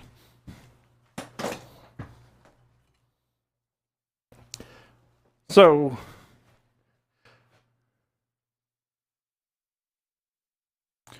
hopefully even with the focus being crazy. Let's see, well, I'm checking here. All right, Rich, thank you very much. I'm not sure how long ago you said you had to step out. God, that looks horrible, that out of focus. How thick the walls? Shooting for 10%, the same standard, Jeff, 10% of the diameter. Here this is a two-part tool. The Haynes Tool Magna Core. And what it has, I don't even know if you can see anything. It has a little teeny carbide tip. We can go to the overhead. It's a little teeny carbide tip right here on this guy. All right. And that's what does all the business. And we use a tool rest.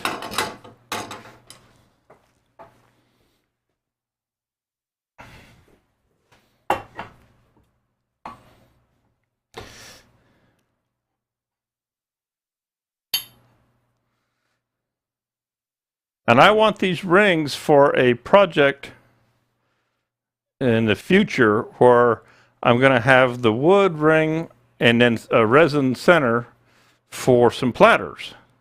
So basically these 2x2 rings, which are going to dry and warp and all that, and then I'm going to cast them into the resin in a mold and have a big platter that's got this wood on the outside and then the resin as a hybrid on the inside. That's the plan. Now, the bad thing here is I see, where's it at? There we go. This right here off the pith is a crack. This crack runs down to about here. So only maybe one of the 2 rings will be any good. And there's a little bit of crack in that wavy grain right there. So it's hard to say if my plan on this piece of wood is actually going to work, but it was something I wanted to try today. Something kind of fun, something different.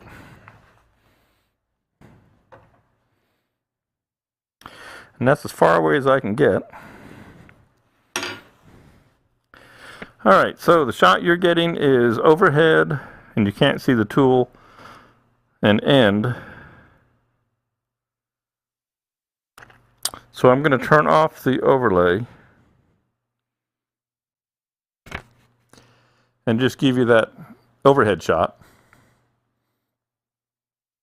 Tell you what, I'll give you overhead and no, the overlay just gets in the way. Okay, we're still turning 500 RPMs. I've never done this particular event before, so we'll see what happens. Let me show you here real quick how this tool works. You've got this little H part. It's got a hand grip here.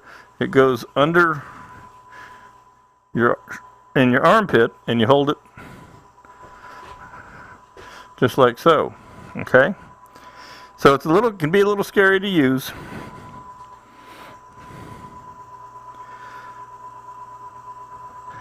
But it's better than holding on to a parting tool.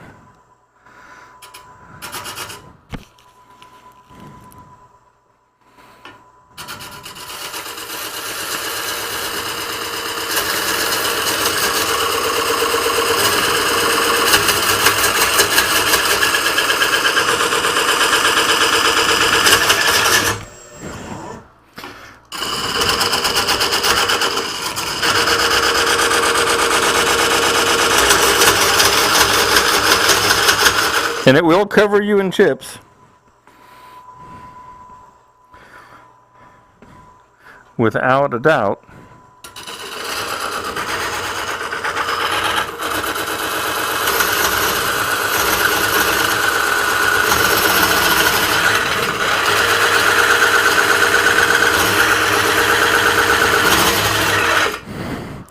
Now the trick is knowing just how close you are to going all the way through.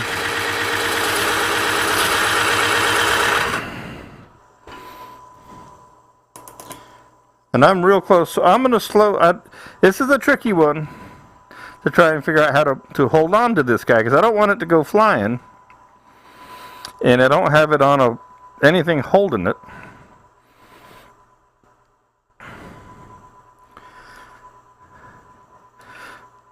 So I'm going to turn this way down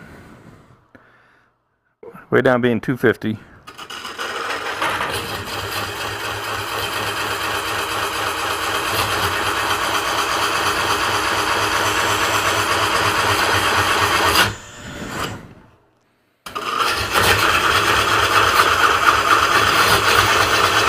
Now it's going to cut a lot slower, but it's not going to go flying when I cut through.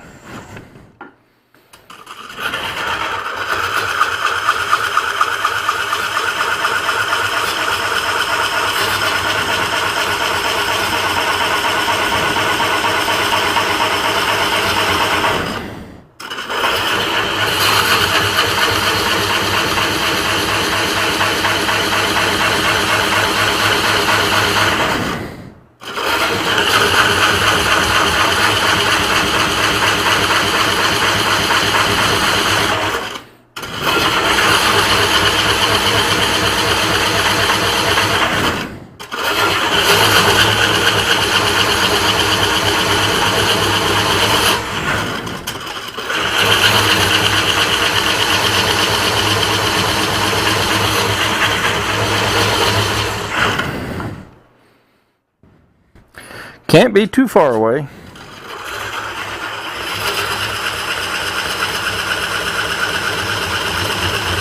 Although it does get thicker in the curve down there.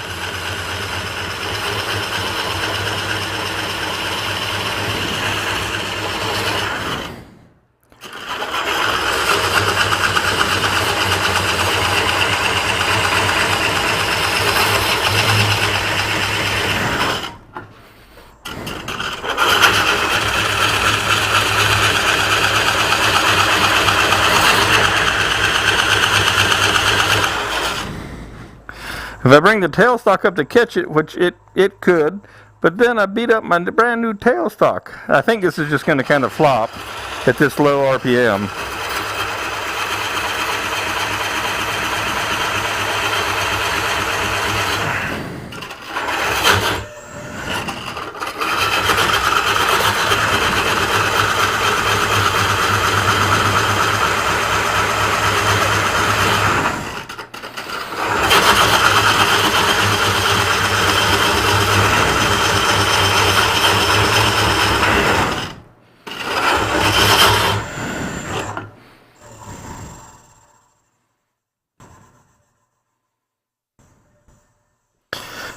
And I may have asked too much of it just then.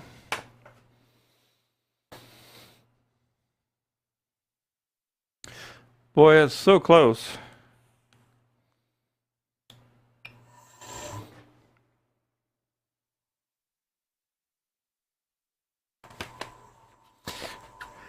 It's just something I thought I'd try today since I was out here.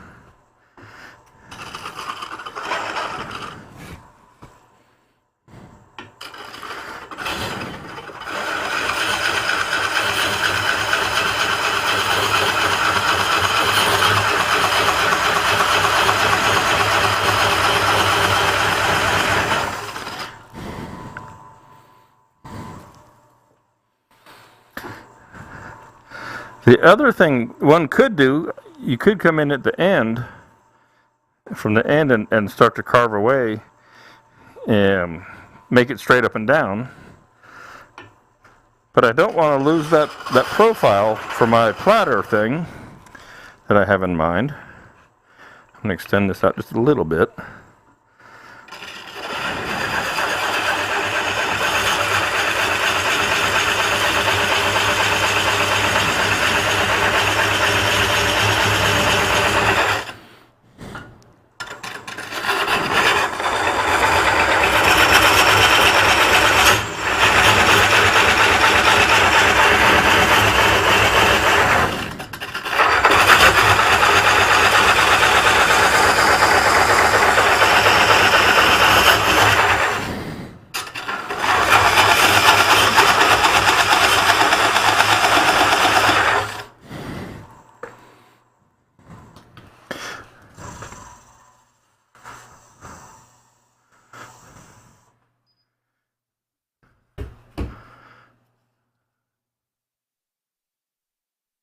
She can't be far. Can't be far. And I guess it's probably still out of focus for you guys.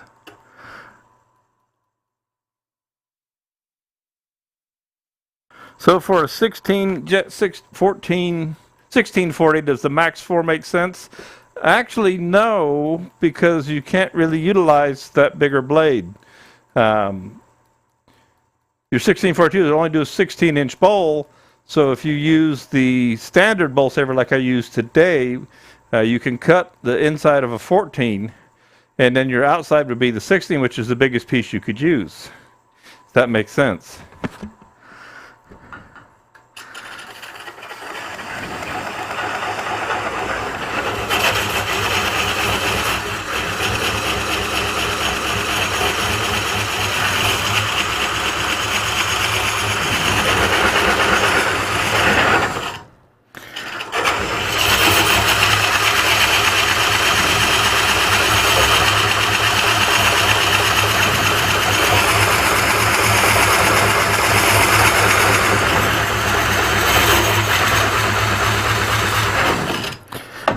Now this, I haven't used this tool in years. I mean, it's actually cutting pretty good, but that cutter's been on there for years.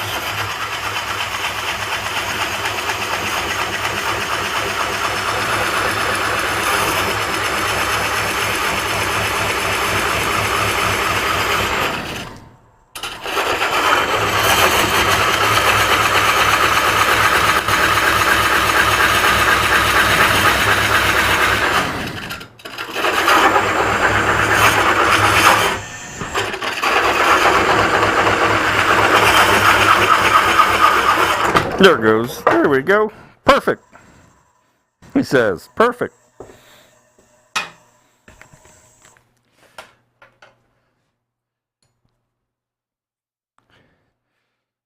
So, in the overhead, now that split does go through right there, but nonetheless, I have my ring. And so when I cast this, it's already got natural angle to it. And it's going to be warped and all that stuff. This I'll glue back together. I'll glue that together.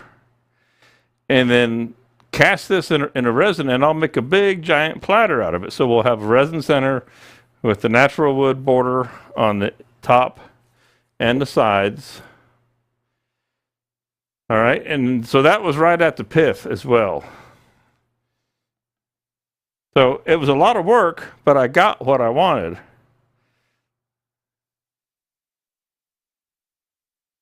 Believe it or not, okay? A lot of work to make that little ring right there. But that was what I was after. All right, so I feel satisfied a little bit. Pop up here. And it stayed together. Isn't that amazing? So what I think I'm going to do, because that was so arduous a task, let's say, let's go ahead and I think I will take a wreath. Yeah, exactly. A strange wreath. I think I'm going to take bowl gouge and take some of this out. And I'm going to double check. Where did I put my caliper? How much thickness do I have left in here? And what time is it too? 2:55. Look at that. I'm almost right on time. Boy, I am happy. So I've got, looks like about 1.5 inches down in there without using a tape measure, which is just about right. So I think my plan can work. So I will have gotten 2 bowls, a small one and a big one, out of the coring. I will get 2 rings for platters and then a solid wood platter. So 1, 2, 3, 4, 5 projects out of this one blank of wood, which is a pretty good use of your wood. All right, so let me get tailstocks kind of in the way. And I'll try and wrap the rest of this up pretty quick here. I may not make you have to wait through cutting off the second piece. But let's play bowl gouge here for a minute.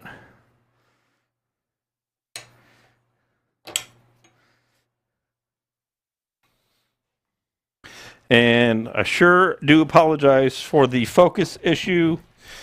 I do not know what in the world is going on.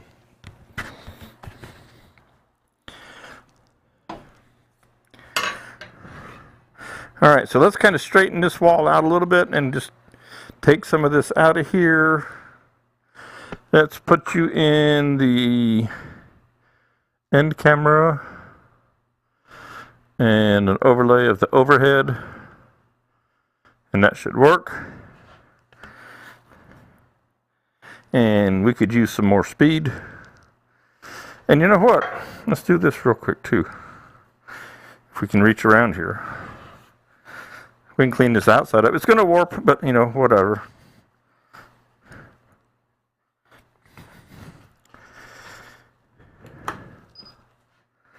All right, let's go to F3, no, 750. Let's go 500.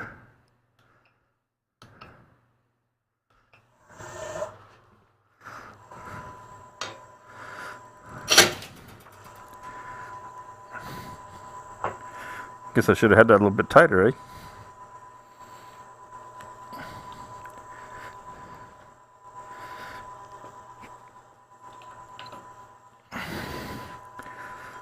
I'll have to go left-handed.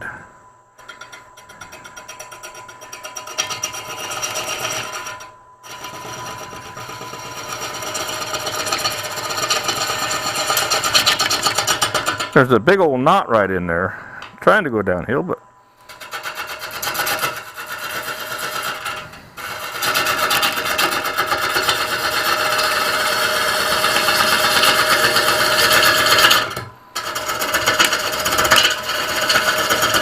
There's a big knot right there.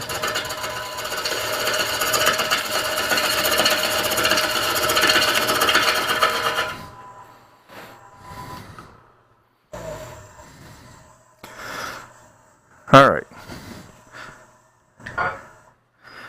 And now we'll come around to the inside. I did that just enough to true it up so we can get a little more speed out of this guy.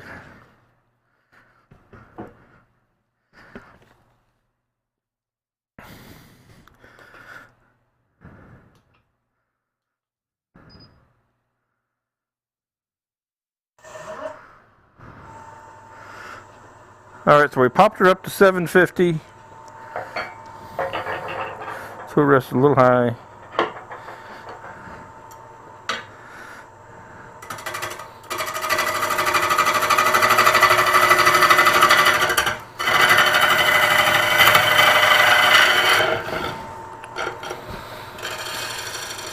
And yeah, okay, you're on the end.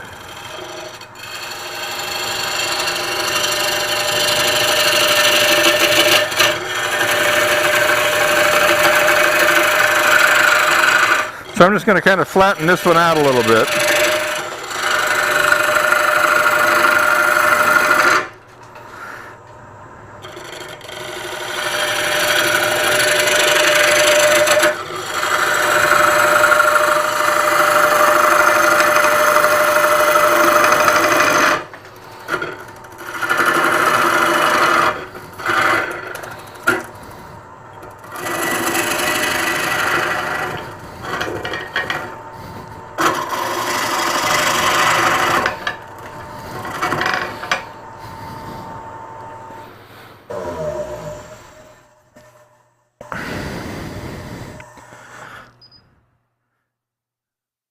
All right. I'd like to be a little deeper.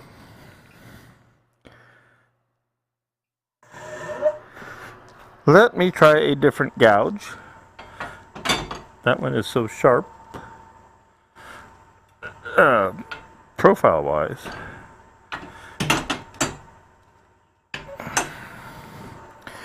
I don't know if this one is sharp tool-wise or not, because I didn't put it on the grinder.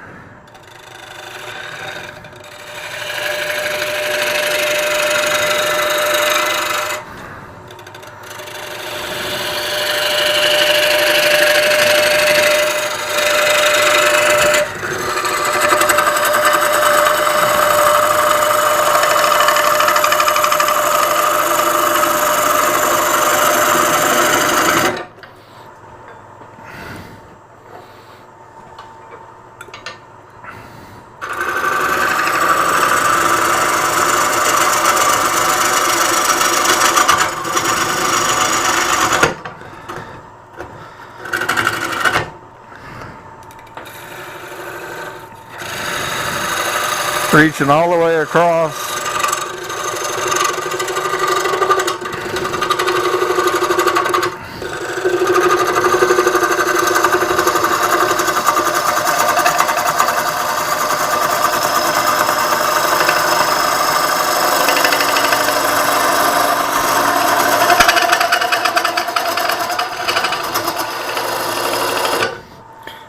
All right.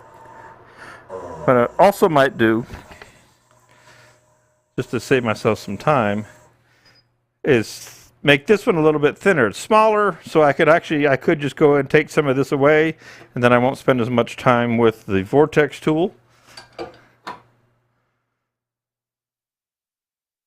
Michael, got to run. Yep, I need to go too. It's 3 o'clock. It's after 3, but I'm going to do a little bit more, then I'm going to just wrap this up. Appreciate you coming in, Michael. We will talk to you soon.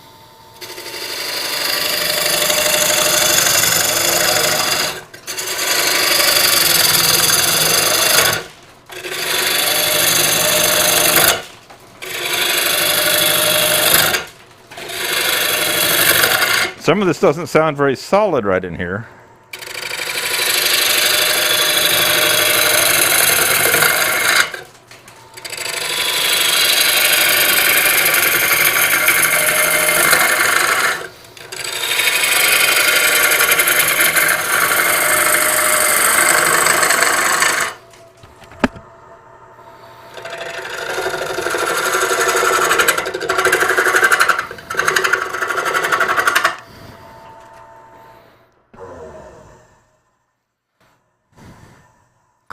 There's that crazy knot right there to make for beautiful wood. Of course, that'll never get seen.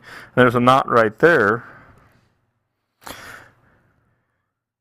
Okay, so I just got to do this because I got to do it. I want to cut through here with the Magna Core one more time. Pop this back down to 500.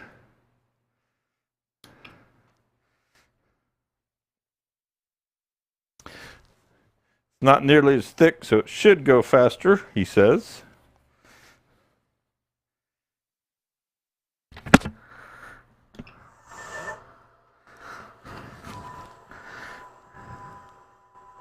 And we'll make this one smaller.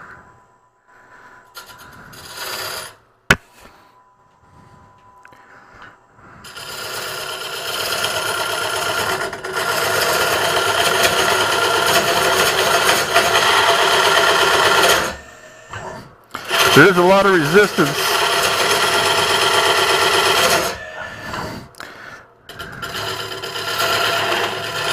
I'll cut a little relief there. This cutter is diamond shaped and you can actually use the corner and cut a little relief.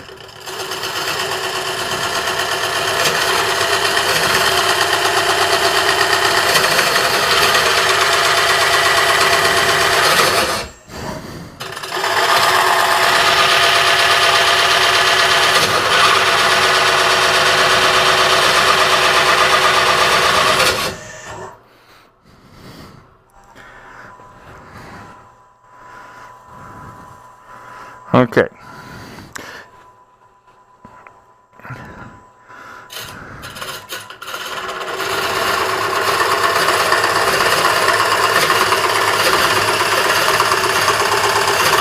Change her down to 250.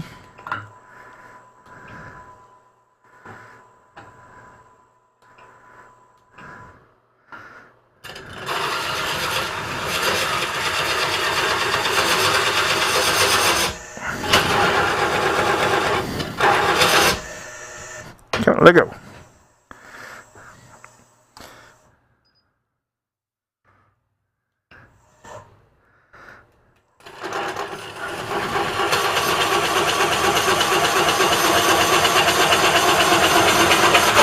There we go. That one was a lot faster.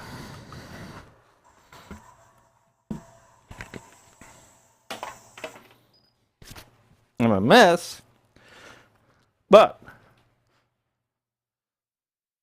so now I have my other ring for my other platter,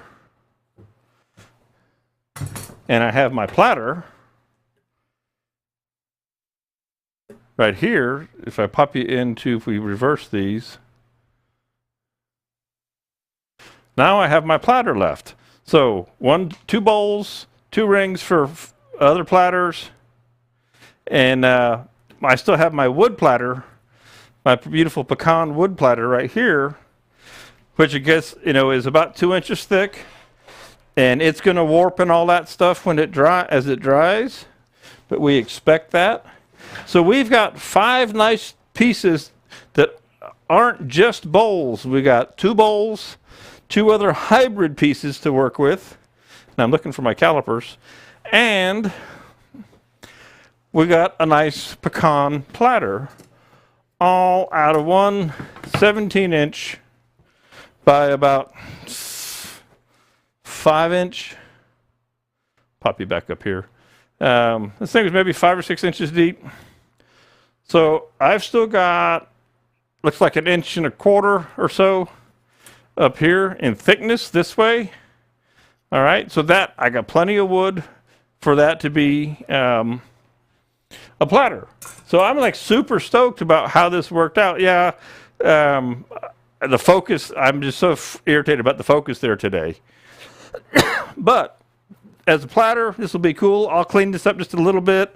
I need a sharp tool. I'll clean it up just for the sake of it. I'm going to grab a little 3/8, Carter & Son 1/2 inch Sorby 3/8. Just to clean this up. And again, it's going to warp, but might as well make it clean. And let's put you in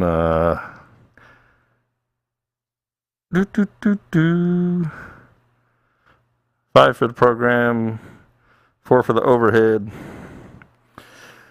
Let's turn this guy at about 750.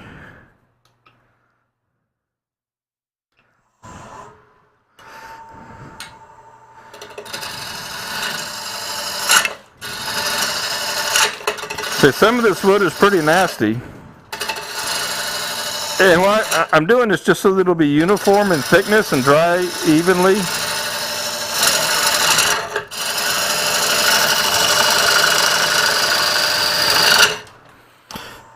The back side has a little bit of curve to it, you know, crown to it. So we want to kind of match that.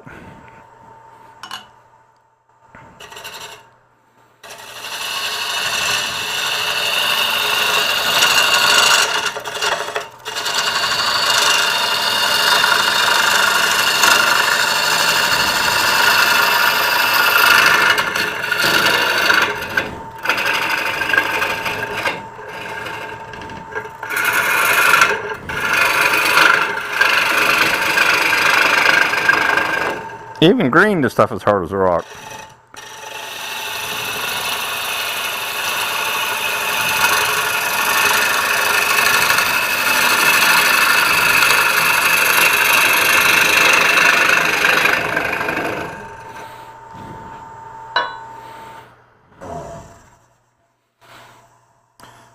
All right, so that's a beautiful piece of wood. Lots of figure in there. That's going to be gorgeous little platter right there. I'm going to clean up this outer edge real quick, and then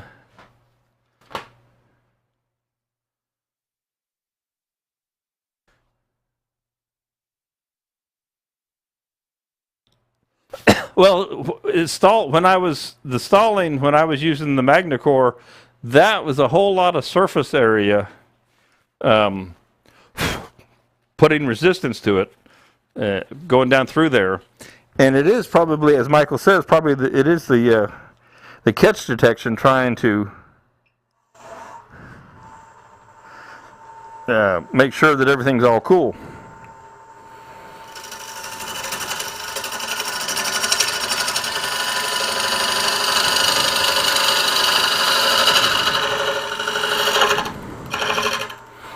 Okay. I think that's all we need on that.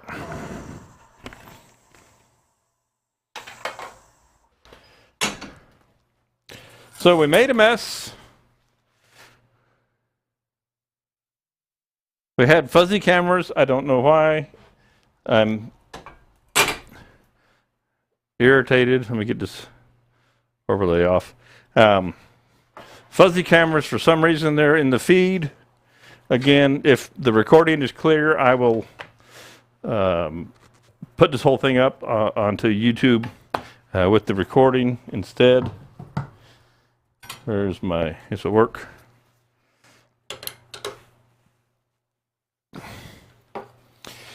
So I call it a success, a great outing, first outing with the NOVA Nebula.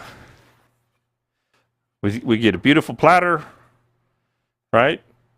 Nice piece of pecan. We get a real nice bowl. Let that guy dry. Now, here's the thing I've discovered with this pecan. Instead of putting it in a paper bag, if I put it in a plastic bag and don't let it dry, and now that it's exposed, it will spalt a good bit. It'll get a lot more spalting to it. And then there's a small bowl for the sake of small bowls. And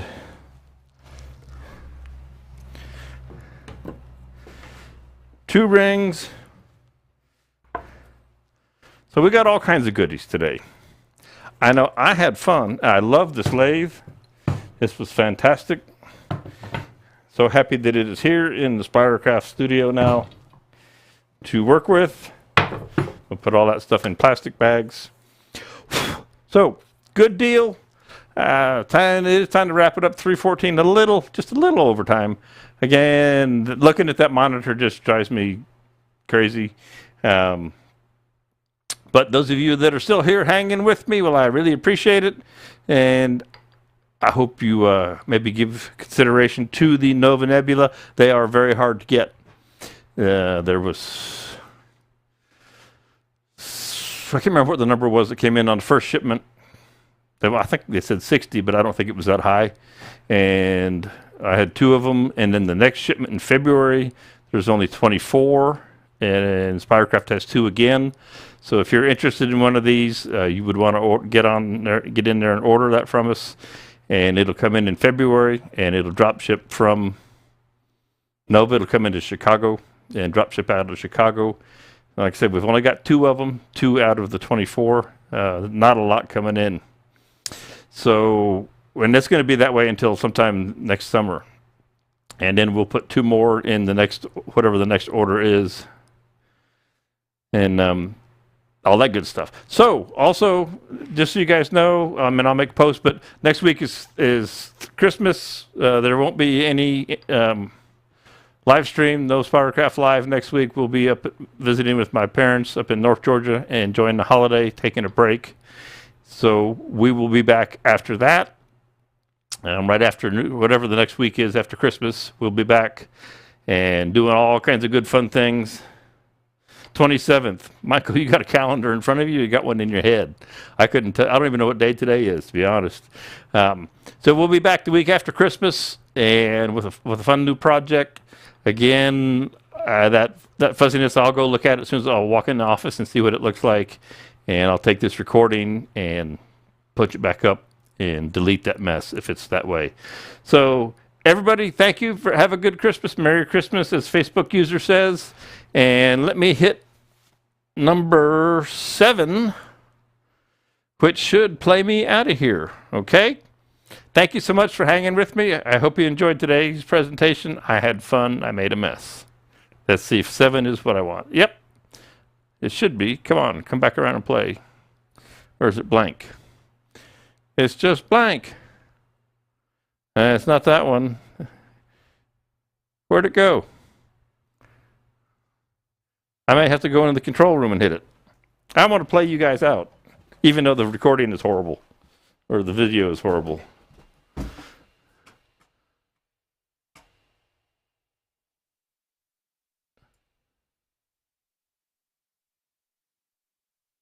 That's weird. The video's gone. It's that kind of day. There it is. Number 6. Oh well. Let's see if we can't make something out at the end of it. Thanks, guys.